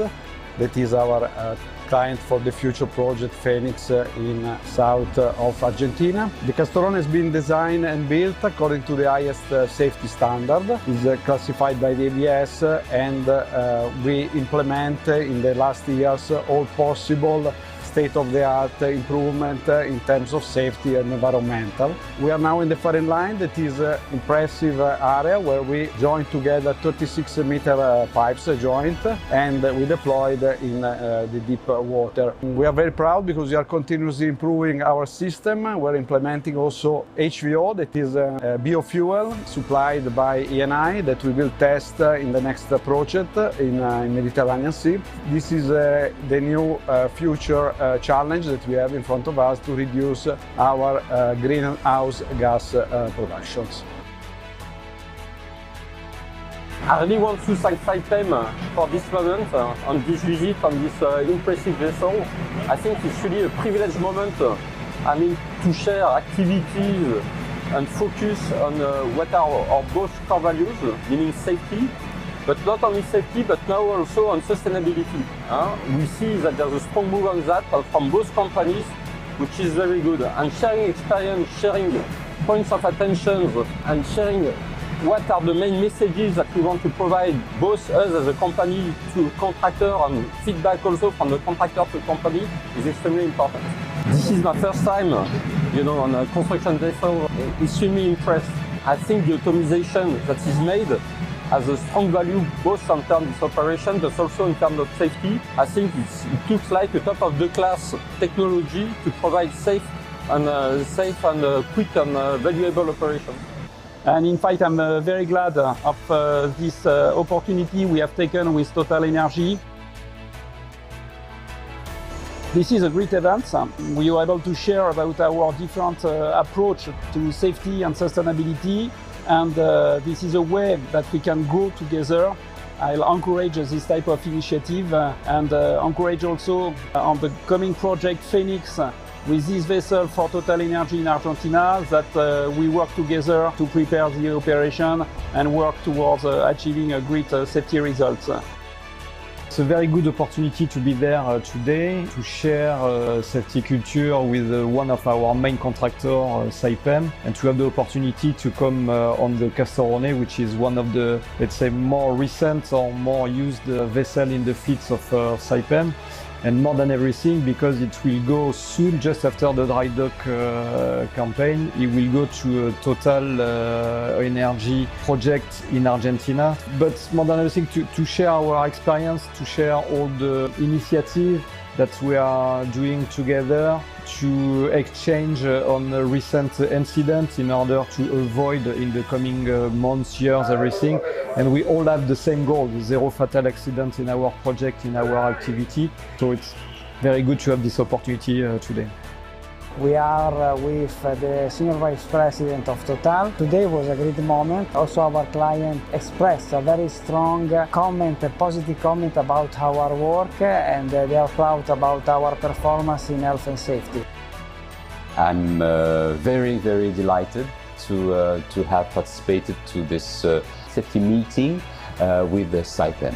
We had interesting and actually quite in-depth discussion with the management team on, of course, around safety, around the various initiatives, and a special mention for LiHS program that I witnessed myself when I was director of a project called Huston, and I learned about this initiative, which was just starting in 2006, and I was very proud to actually accompany this initiative. That on our side we were looking for safety culture initiative, and I loved the LiHS program because it was quite concrete, had immediate, I would say, results.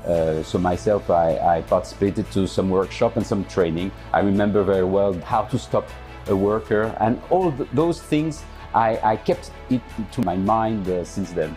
So I see that there are evolution. Of course, we are all, I would say, focusing on zero fatality.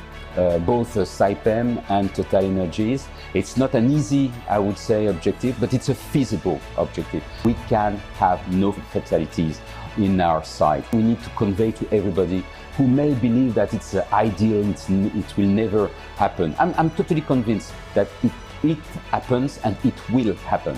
What I would like also, of course, to mention is that sometimes between the client and the contractor, we may not be exactly in line with the technical issues or contractual issues, but on safety, we have a real common objective. I do not see anything in what has been presented by Saipem which differ to what TotalEnergies is doing. So of course, it's the responsibility of the contractor with specific constraints and specific, I would say, risks. We have different risks, but at the end of the day, we have absolutely the same objective and also the same approach in terms of safety. And I really see a lot of things that we could do together to continue to share, because we need to share our experience and to actually improve together. So I was absolutely delighted from this day, and there's a lot of takeaway. Thank you very much. This event was organized as we are celebrating on 28th of April the World Safety Day, and I wish all of our employees and the employee of TotalEnergies happy World Safety Day for this year. I want to tell you a big thanks. We have to continue to work like we are doing, and continue to improving and pushing on health and safety. So thank you so much and see you soon. Bye.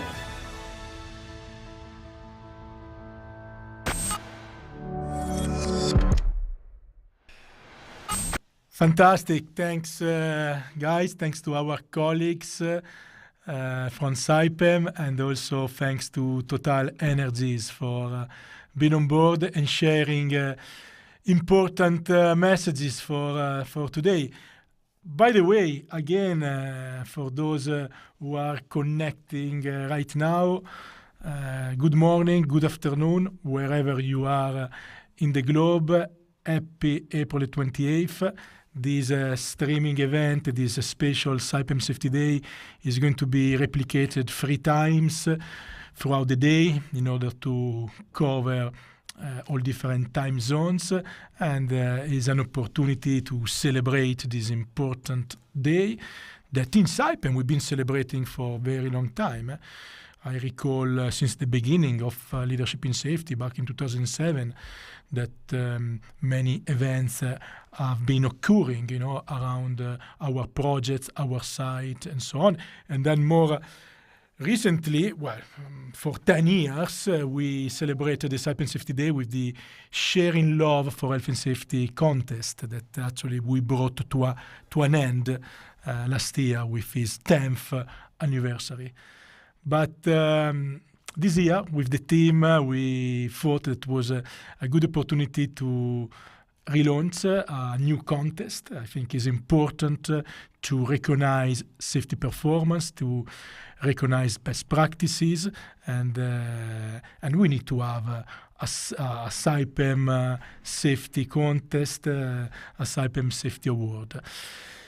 But I would like Simona Ruffolo from my team, who's the HSE Culture and Training Governance and Development Manager, to tell us about this contest. And Simona is also on board of Castorone to support with the production of the Saipem Safety Day and what we just saw a moment ago. So Simona, over to you for the Saipem Safety Contest.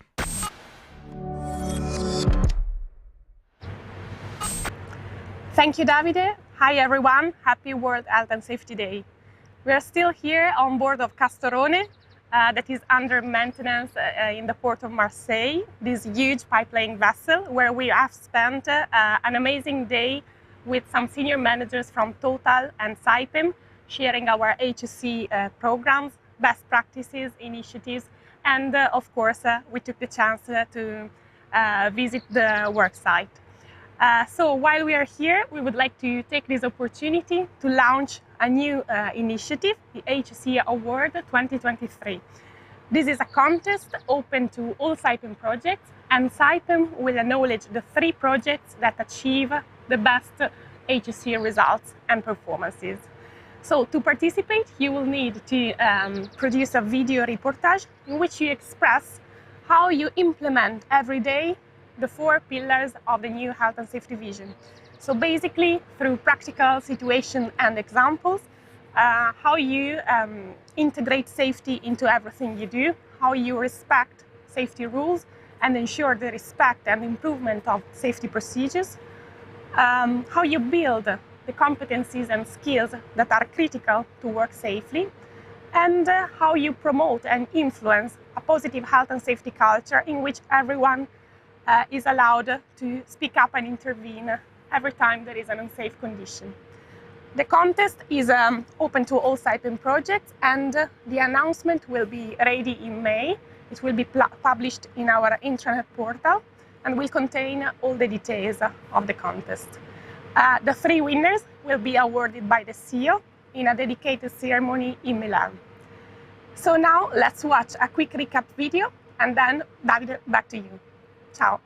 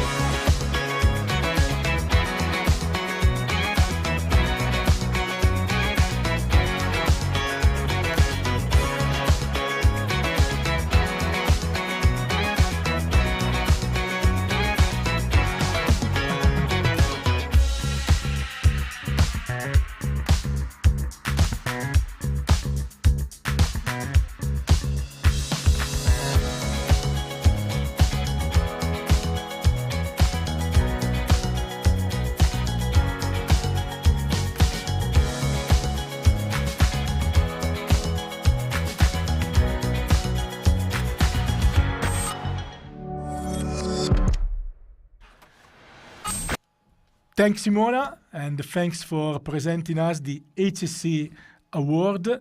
So, guys, be with us. In the next few days, the announcement will be published on the intranet, and then there will be time until September to submit your entries. And we are planning to arrange for an event for celebrating and recognizing the HSE Awards. Now, I would like to spend a few moments to talk about the LHS Foundation, okay? This no-profit organization that Saipem created in 2011 with the idea to share also with the industry and the society our tools, our strategies, our passion, in fact, for health and safety at work. It's a foundation that is very active, and I would like to present you a short video that is also available on the YouTube channel of the LHS Foundation and on the website, which is www.fondlhs.org. Okay, so go on the website to see the many initiatives, many activities that we do. And let's watch this video together to have a taste of what happened over the past 12 years of activities.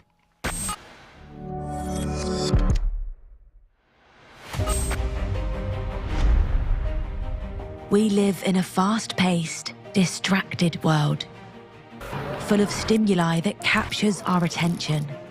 Being focused on the present is difficult. We no longer perceive things with the same importance. We forget that life is a gift to be preserved, and that it can be snatched away from us in a few fatal seconds. I was in a hurry. I didn't fasten my seatbelt. The job had to be done today, no matter what. Close your eyes. Imagine a world where people are not driven by obligations, but inspired by universal values, where people love safety as much as they love life. To transform this ideal into concrete daily routines, the Leadership in Health and Safety Foundation was established in 2010. A non-profit organisation founded by Saipem, whose mission is to increase the culture of health and safety across industry and society through unconventional communication tools.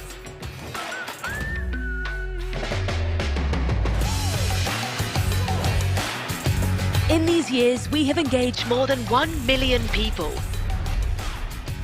But there's still a long way to go. We continue to strive to motivate workers, managers, and the entire community to choose to be agents of change and encourage everyone to contribute their small part for a much greater common purpose. A safer future for all of us.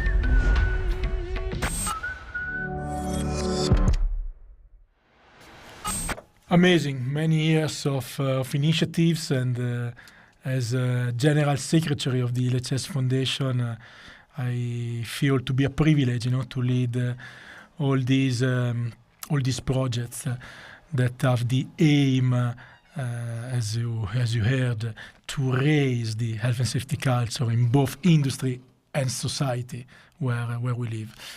And one thing that I actually would like to make everybody aware is that since 12 years ago, we are also helping, as Saipem, many different organizations in implementing the leadership in health and safety methodology in order to create a stronger health and safety culture.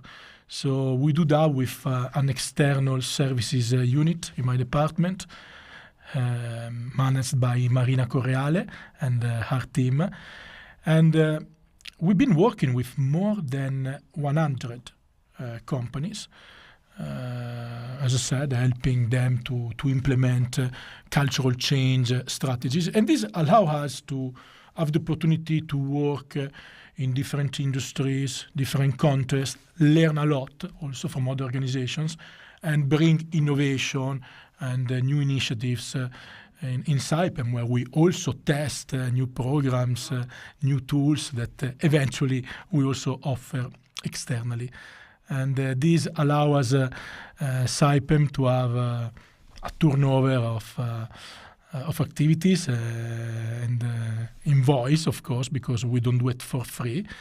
And the margins of these activities are brought into the LHS Foundation to follow our no-profit mission. So a very good example of a sustainable project. And I would like to give you the opportunity to listen to the perspective of one of our external clients, so a different company who is implementing the Saipem Leadership in Safety methodology. And I asked Darren Matkin and Neil Stockham from my team, people who certainly you know, to interview David Porter, who is the UK HSE manager for Prysmian. So let's watch together this interview, and then we can share a few comments later.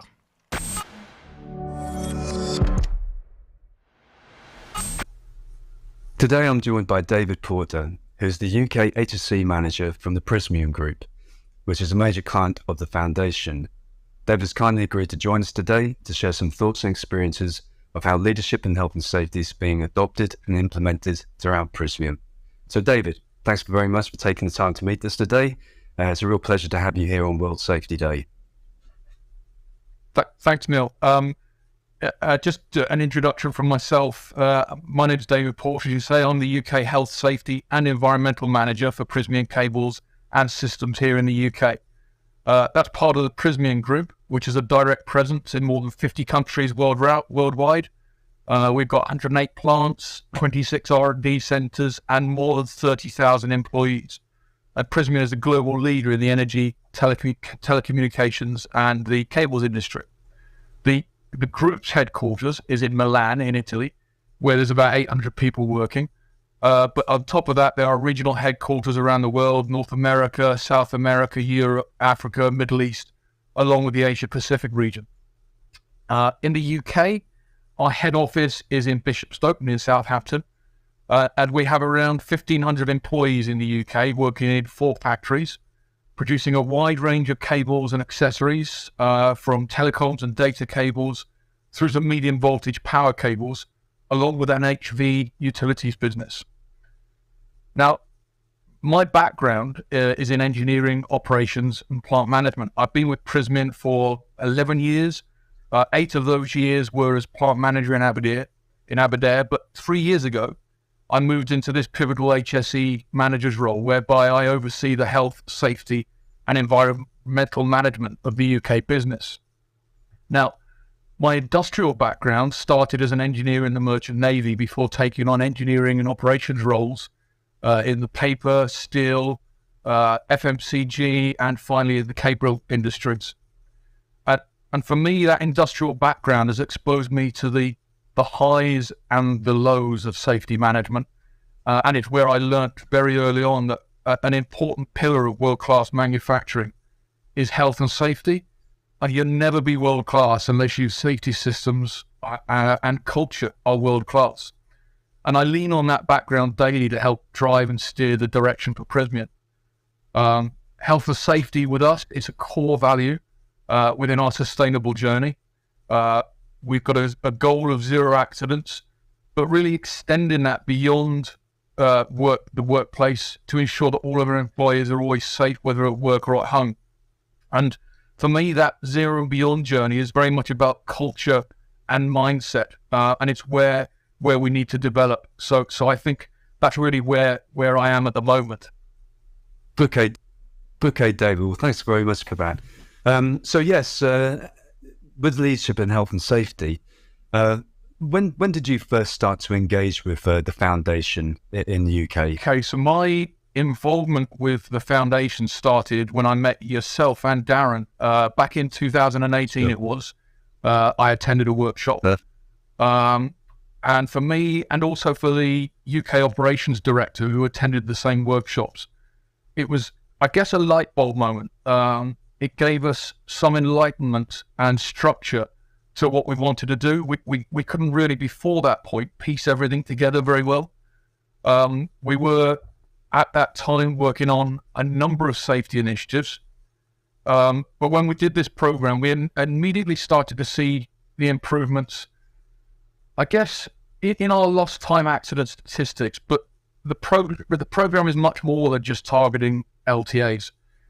That's the LTAs are the lagging measure, and they're the result of everything you're doing. But the cultural work, it's what maintains and drives, I guess, that continual improvement. And that the leadership in health and safety program is just part of the work we're doing to drive the cultural change, not only in the UK, but across the Prysmian group globally. Yeah, sure. I mean, I was say on a personal level, I've been heavily involved with the rollout throughout Prysmian, and I've seen it being implemented globally throughout. Working with you guys in the UK was kind of a fairly recent addition, despite the fact that we met in 2018.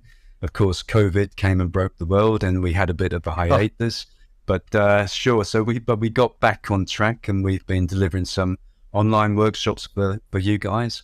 And yeah, you know, the idea being is that it's there to support the things that you already do and to grow the quality and the quantity of safety within your organisation. Absolutely. I think what we've learned and what is obvious, I guess, in many ways, the cultural change is a slow, hard process. It doesn't happen overnight. It requires tenacity, but I think also flexibility to allow that continual evolution. And that's one of the things we've definitely learned through your workshops.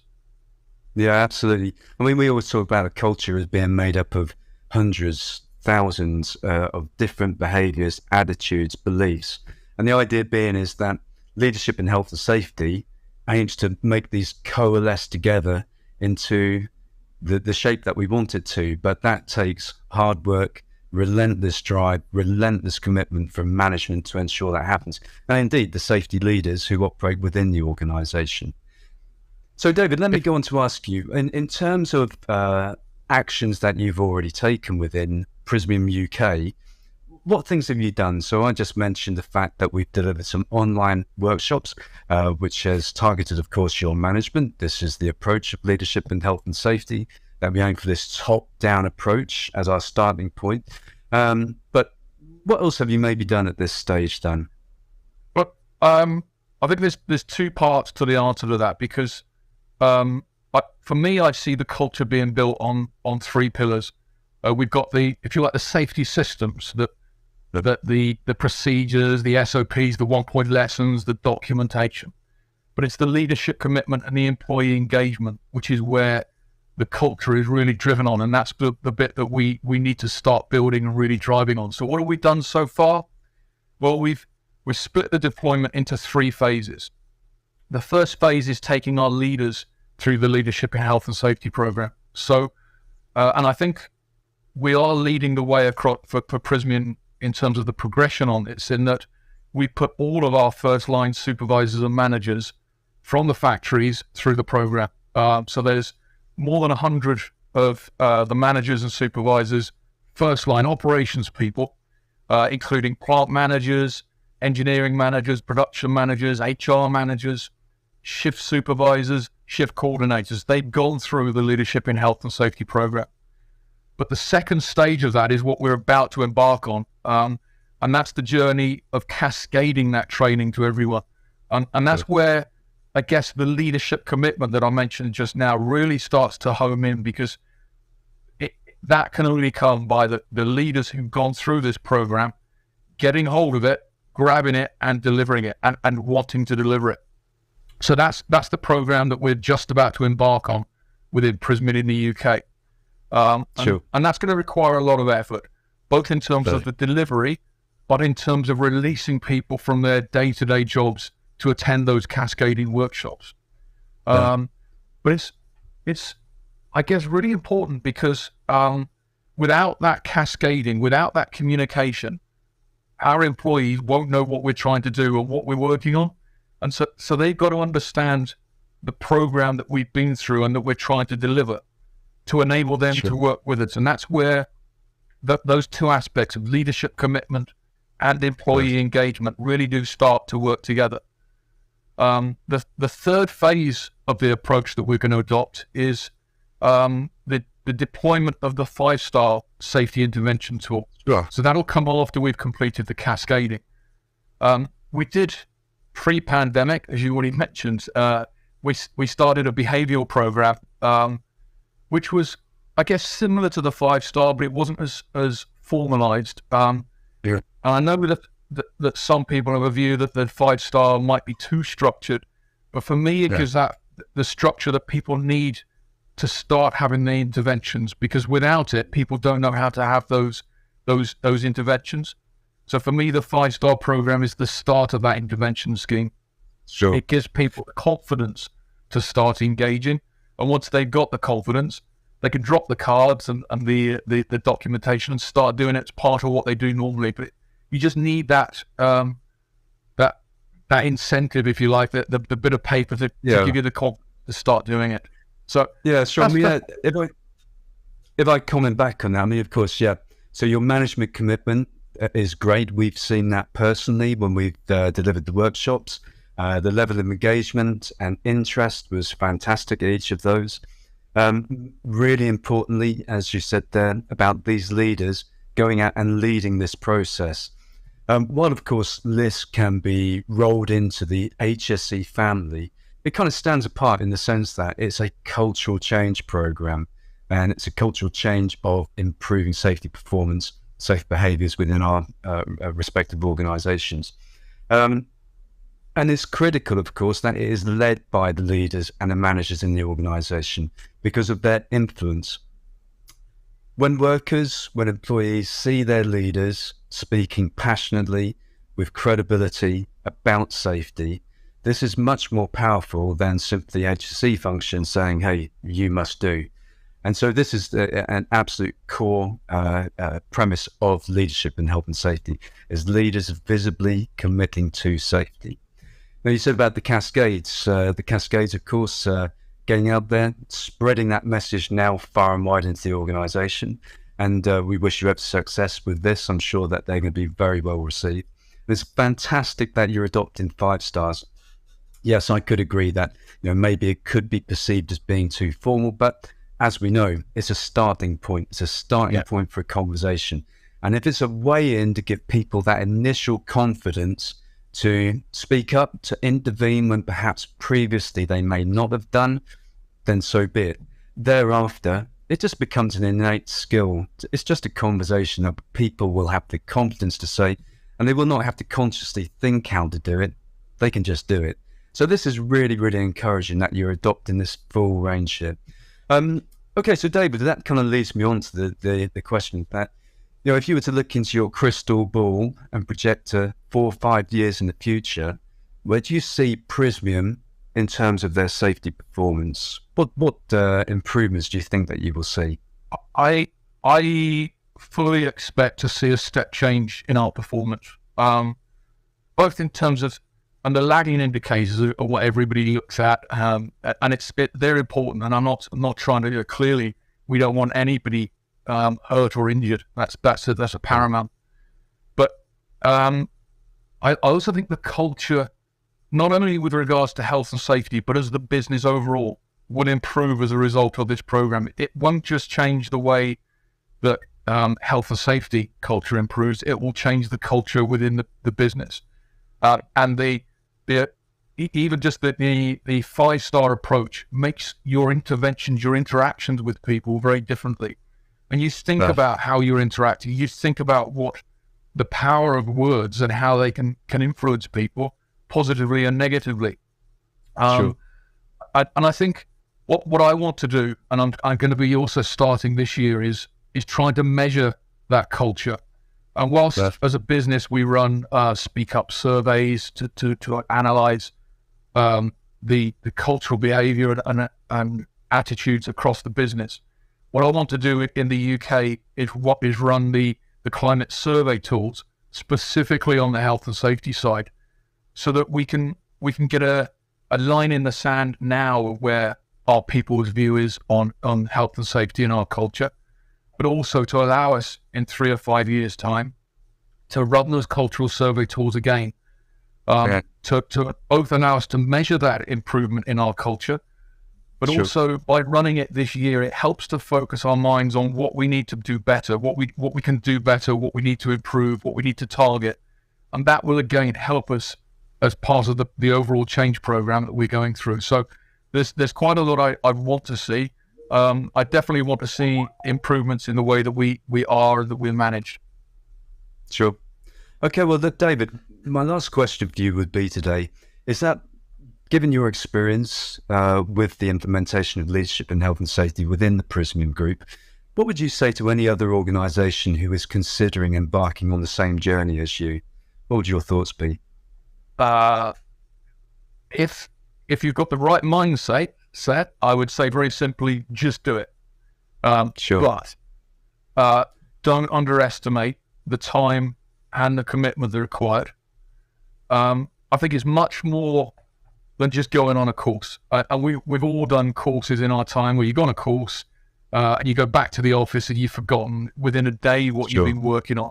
And it's much more than that. It must be part of a wider commitment, a wider program to want to drive change. It's not a sticky plaster.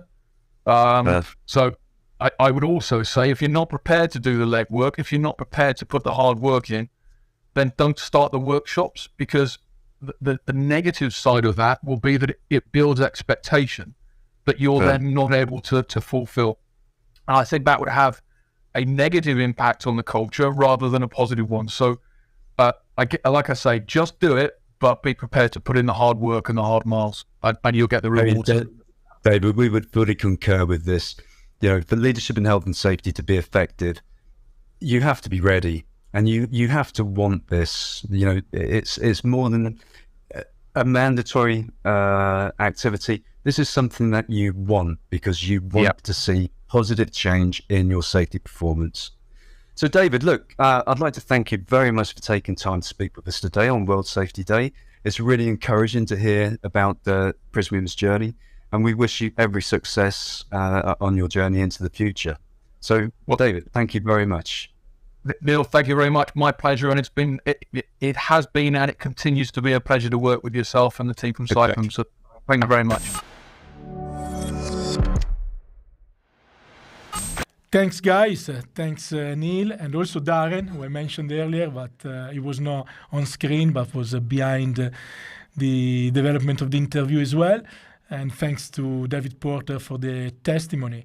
And through these years, as I said, many organizations implemented the different phases of leadership in health and safety with the workshops, the cascading events, the 5 stars intervention training, and so on. And for sure, to implement such program is a big effort. And I think everybody at Saipem should be proud of our program, which is part of our DNA, being shared across the industry and being recognized as a reference point in terms of cultural change initiatives.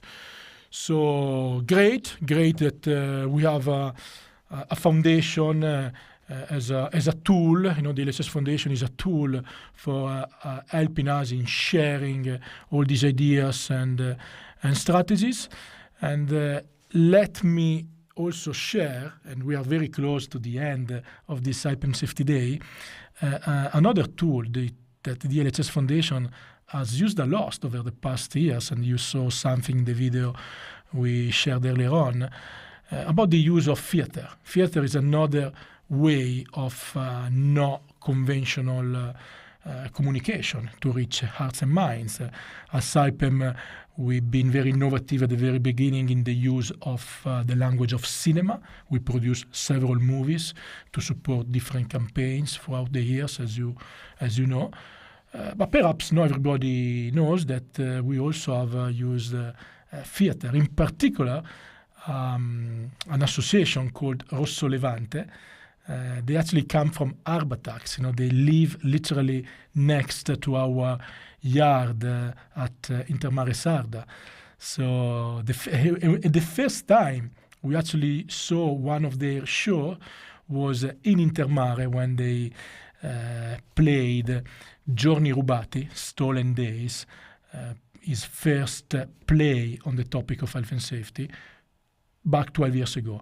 So since then, we started to work together, bringing their shows and their plays in very different contexts, working a lot with young generation students in schools all over Italy, and also bringing their play abroad internationally in Saipem projects in London, in Baku, and even in Dakar most recently.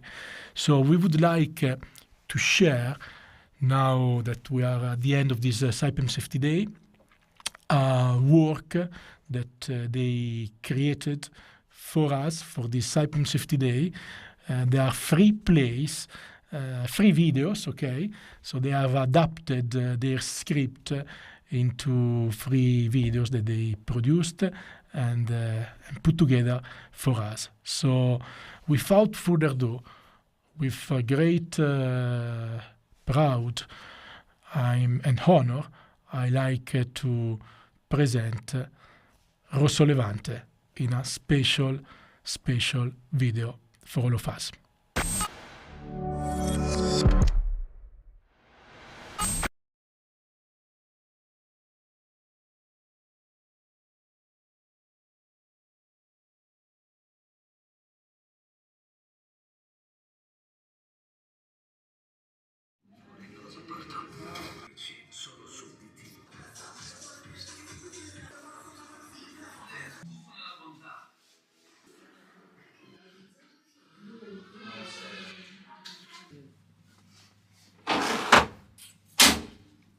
There are days when everything is calm.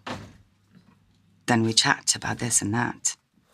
When I don't feel like talking, I hide behind a book or a computer work, headphones in my ears and loud music. I'm not one of those people who thrives on action, waiting for the sirens to go off. If it goes smoothly, that's fine with me. In 20 years of emergency services, I've seen so much suffering that I would rather spare myself some of it. I certainly don't hope for more. You get used to it, they say. I never got used to it. I just have a steadier hand now, perhaps, but when I get inside the ambulance, my stomach is still in knots as it was when I started.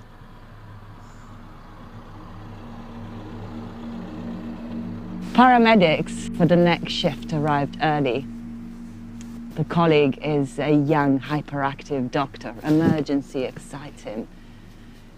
Dead calm, he said. You must be bored. Why don't you go home? Okay, I say. I'll take you up on it. I'm going home. My husband is sound asleep. My son, Luigi, is at a party with some friends. What time is it? 3 o'clock. I'll wait for him. Instead, the phone wakes me. I must have fallen asleep. I pick up like an automaton. I'm confused for a moment. I don't understand. Maria, what are you saying? Luigi. I dragged my husband out of bed and we jumped into a car. We drove just 100 meters away to the edge of the village near the town hall. I know he's dead. There's a lot of people there. I know he's dead. He's lying beside the car that crashed into a lamppost. I know he's dead. There is no injury, they say. He must have passed out. We pulled him out of the car. I know he's dead. With these hands, I've saved so many lives. But not yours, my son. 1, 2, 3, 4. I pump a heart that cannot beat anymore. 15, 16, 17, again and again and again, until 2 hands pull me away. It's my colleague from the emergency room. My son's story, absurd, like so many others. I've listened to the accounts of the friends I saw grow up. I've indulged them in their astonishment, their rage against fate. I feel pity for them, their awkward attempt to diffuse responsibility. But I'm not looking for a culprit. We're all guilty and innocent, even you, my son. You gave Marco a lift so he wouldn't get on the moped. He was too drunk to drive. Then you parked your car on the main road and walked back to the party through the silent alleys in town. When you all decided to leave, you refused the lift. Maybe you knew you needed to sober up, or maybe that's just because you've always loved walking. But when they caught up with you, you were standing still. What were you thinking? Come on, get in, they said. And you got in Stefano's place at the front. You don't need a dangerous bend to crash when alcohol numbs your reflexes and you're holding a phone in your hand. Even a short stretch of a straight road is enough.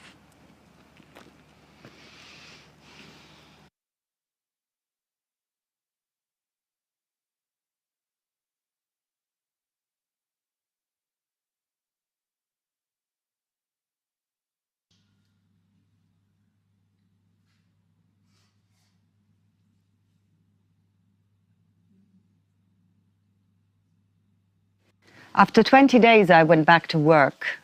Someone suggested I should be transferred to the ward. It's a less stressful job, they said. You'll be more relaxed. It makes no sense, I thought. I carry my pain inside me. Whether I'm in an ambulance or on the ward, it makes no difference. For the first few days, they decided to partner me up with another doctor. They felt the need to evaluate my post-traumatic responses, to monitor me. I'm alone again now.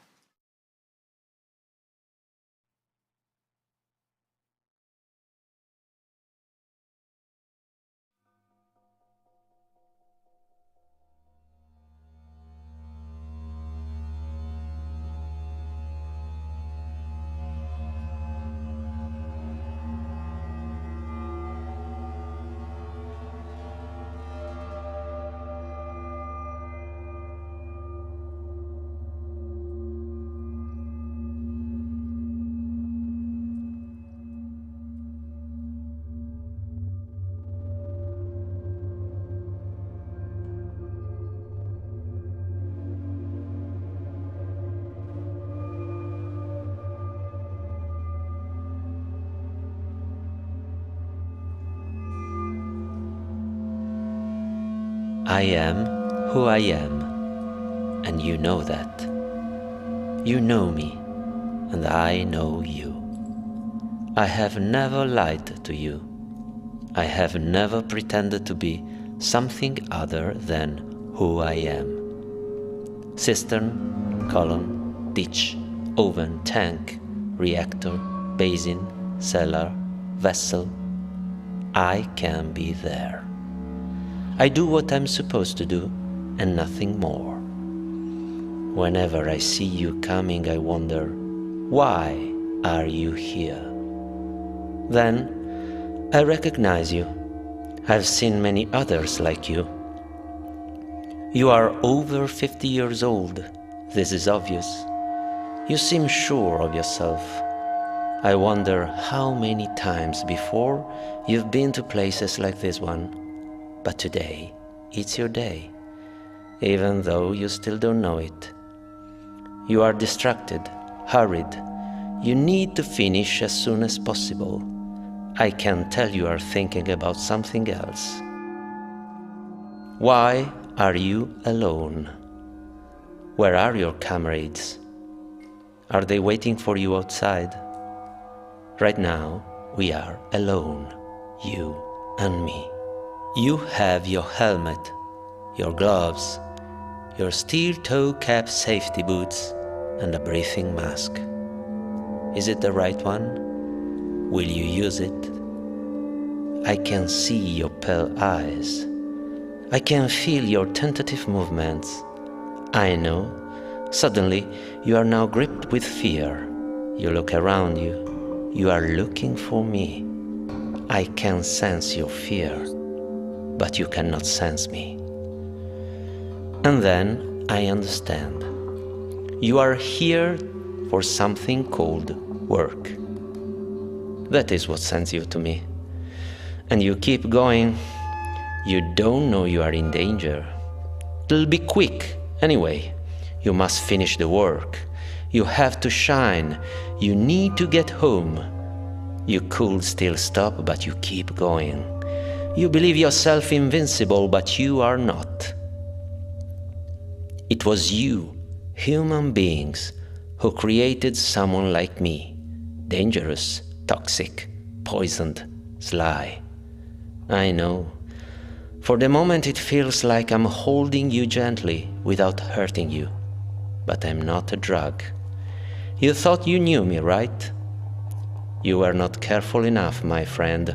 Or was it someone else who sent you here unprepared? But it doesn't matter anymore. You went in too deep, and now I'm in the air you breathe. It only took an instant. Your entire life blown away like dust. Suddenly, your respiratory system shuts down. Your cerebral system shuts down. The whole of your body shuts down. It's the lack of oxygen. Not enough to reach your organs. That's it. That's what's happening. You feel it like being shot. Bang. There is no time to think of anything. No time to do anything.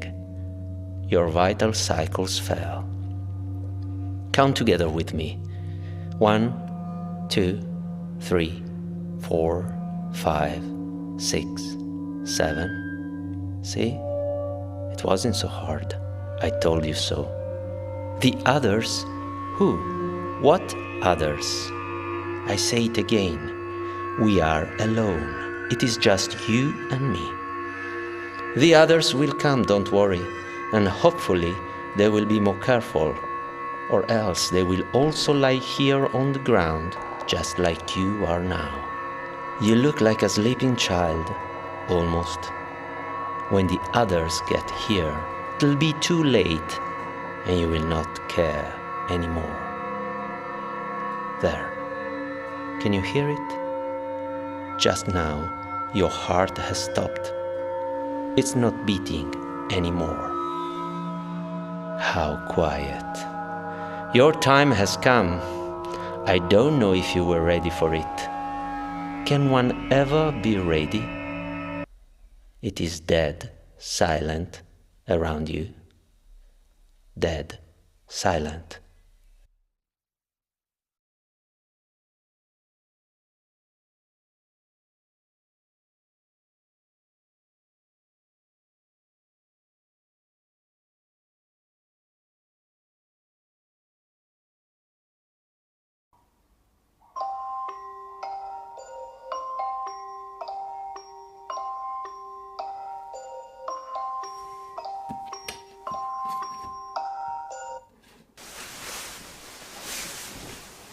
Tomato sauce, mozzarella cheese, parmesan, minced beef.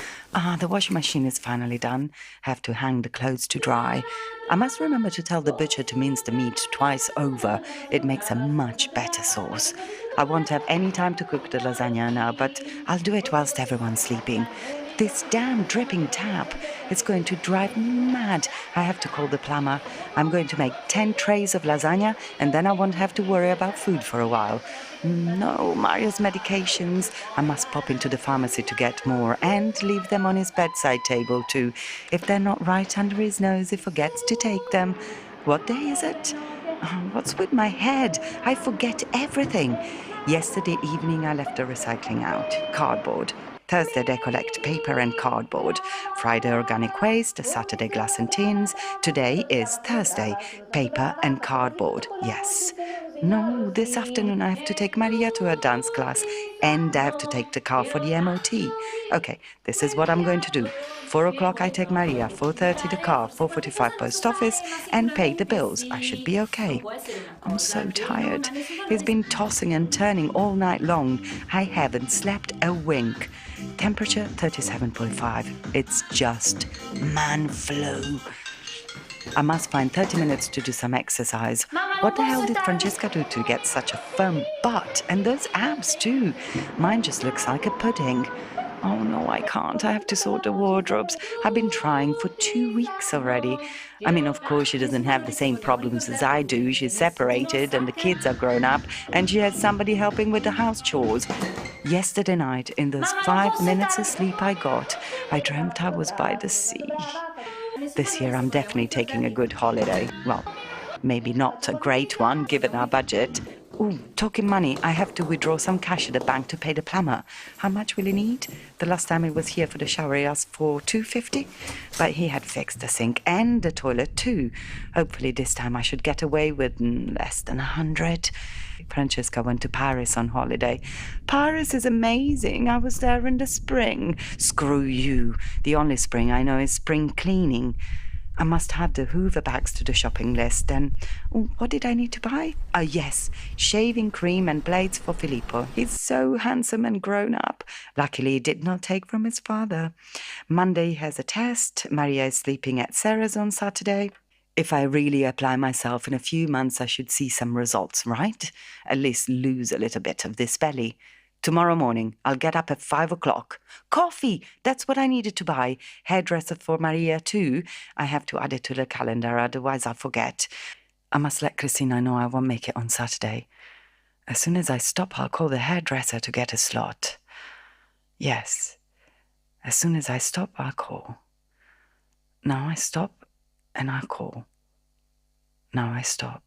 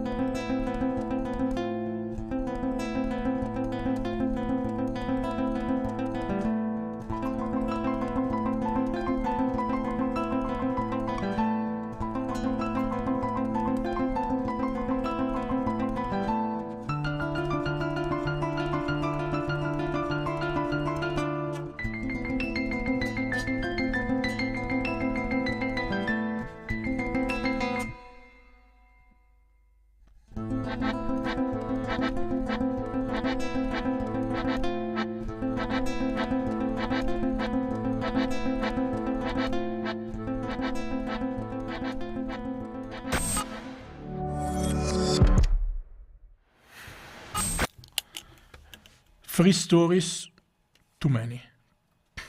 Thanks Yuri, thanks Silvia, heart and soul of Rossolevante for being a partner with us in this journey to really shape the health and safety culture of Italy and I would say of the world. Okay, I think your contribution is amazing, and I hope you guys enjoyed what we've been watching. And again, feel free to use these videos in your safety moments, safety meetings. Perhaps is a different way, to make people reflecting about health and safety. So before we close with the final remarks and thanks, I would like to add the word now to the president of the LHS Foundation, Filippo Abbà, who's in the office. And Filippo, I would like to be the best person to close this event. We opened a few hours ago with Alessandro Puliti. Over to you for the final remarks and wrap-up of the Saipem Safety Day. Thank you, Davide, and thank you to the entire team for the organization of this event. I'm really pleased to be here, and thanks also to our CEO, Sandro Puliti, for offering me the opportunity to close this important day. We are celebrating the World Safety Day, and I believe the contribution we can give within Saipem Group, it's really important. When I joined Saipem 1 year ago, I was really impressed by the depth of the HSE culture in this organization. Definitely, it's very visible how we care for each other. Everybody is looking at our colleagues, our workers in all the job site, and this is an important element of the day-by-day activity we do in our business. Most of you already know how passionate I am about all the aspects of HSE. I really want to be part of each and every activity. I'm really interested in understanding how we can improve our performance to achieve a safer and better workplace for all of us. We are now at the end of this important day, and you have seen a number of different contributions, different movies, setup, interviews. Really, I think it has been an immersive day, whereby each of us has had an opportunity to learn something, to share our own experience, and I would really hope that each and every employee within the Saipem Group will have the opportunity to spend the time to see this event, to participate, and to really learn what we are trying to achieve with the new HSE vision we have launched with the entire management team, and Davide has already illustrated at the beginning of the event.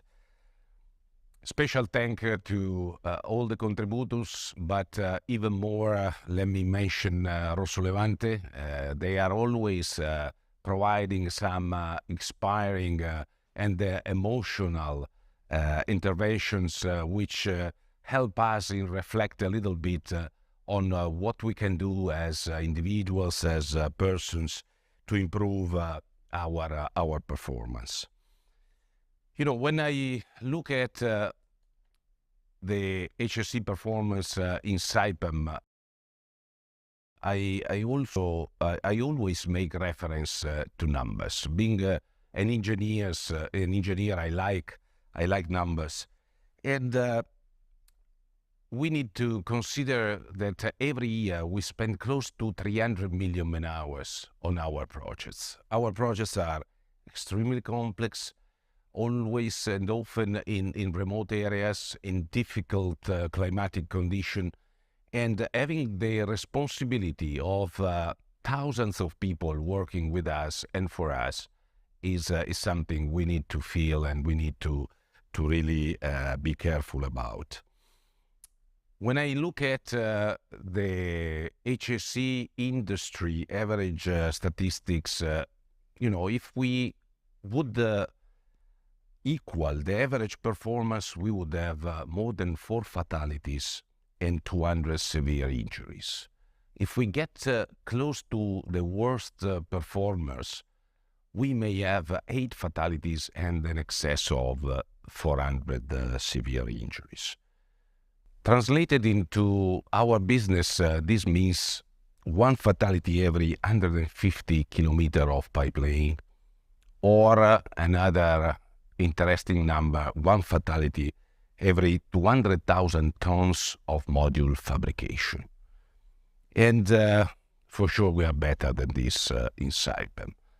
But if you are a project manager, a project director, or even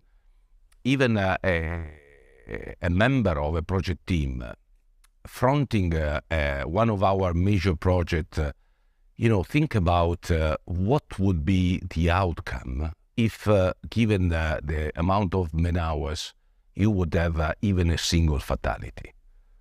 Would this be acceptable? Would this be something you are ready to accept? I believe there is only one answer, and the simple answer is no, never. So when you start a project like this, or you are involved, take the time to plan ahead, to look at each and possible way to mitigate risks, to reduce the probability of these events, because this is of paramount importance for all of us. I don't believe anybody would like to be part of a project where there is somebody severely injured, or even worse, dying for the work we are doing. So I make another reflection here. Last year we launched a very interesting campaign. We launched the No Regret campaigns. I still remember when we were all busy in sharing and communicating the content of this campaign. And I believe this is still extremely important. It's still up to date in the current year. Every time we do an incident investigation, every time we look at the consequences of incidents in our work site, we immediately discover that there were some gaps, there were some procedural issues, and therefore we had some regrets. And this is something that I would like each and every of you will keep in mind. Having no regrets means doing whatever we can to prevent this kind of incidents. So do it carefully, do it with your full participation and we are with your heart in mind. Our vision is clear and simple. You know, there are 4 pillars. We integrate safety in whatever we do, which is pretty straightforward and simple. We respect the safety rules, another simple element, and we work to improve them. We have the skill to work safely, and for sure, when we hire our people, when we train our leaders, both in home office and site, we really try to deliver the best potential training in order to be prepared for this kind of activities. And we speak up and intervene whenever we see an unsafe act or opportunity, because we need to protect ourselves and the people working with us.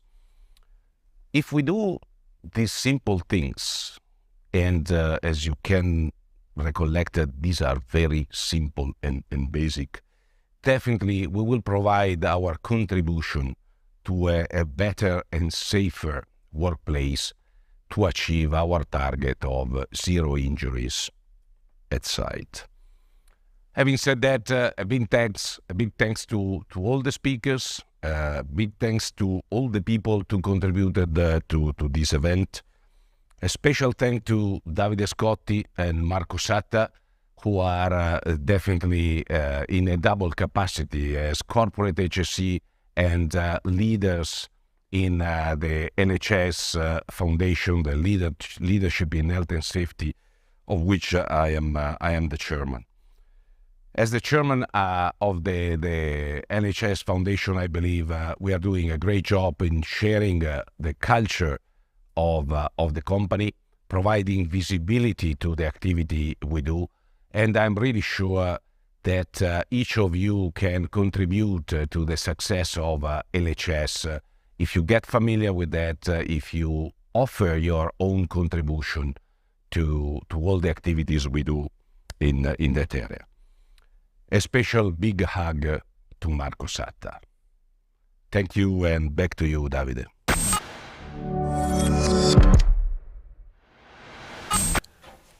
Thanks, Filippo, for this fantastic summary of what happened during the day.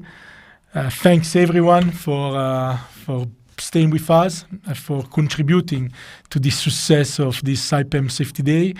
If you enjoy the streaming, please share it or share any single moment that you think would be useful in the projects, in the activities, in the meetings, and so on. I really would like to thank everybody contributing to the production of this event, in premis Simona Ruffolo and Antonella Cappiello from my team, also along with Darren Matkin, Neil Stockham, Ilaria Spagnoli, and Jorge and Claudio Giglio. And also thanks to the rest of our fantastic team.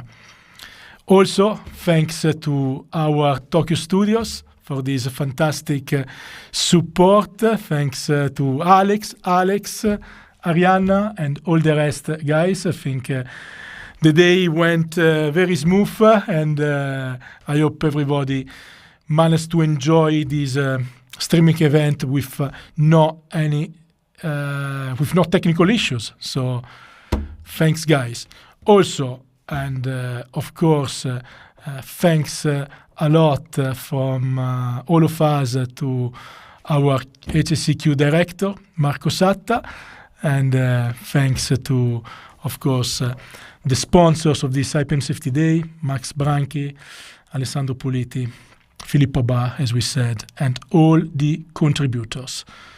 It has been a pleasure to present this event, and as I like to remind in every single Leadership in Safety workshop, the health and safety culture of any organization is shaped directly by the leaders who operate in the organization. So I really hope that every one of you can consciously choose to act as a safety leader and contribute to the creation and shape of a stronger health and safety culture for Saipem and all our operations.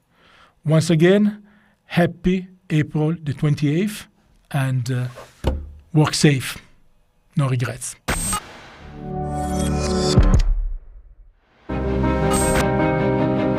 In Saipem, in safety, everyone is a leader. There is no seniority, no grades. We look out for each other and lead by example.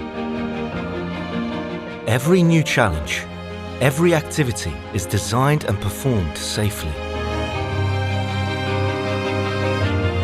We actively contribute to improving safety in everything we do and make sure that everyone has the right skills for the job. If we see anything unsafe, we all speak up and when necessary, stop work. In safety, everyone is a leader.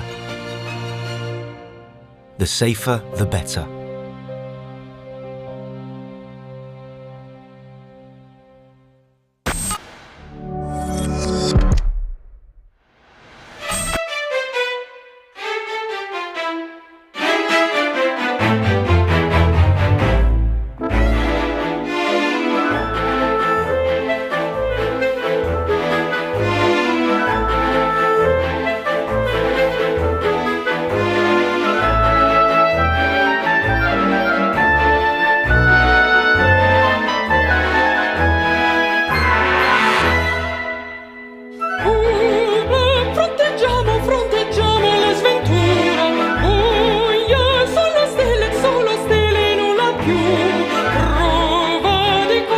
di virtù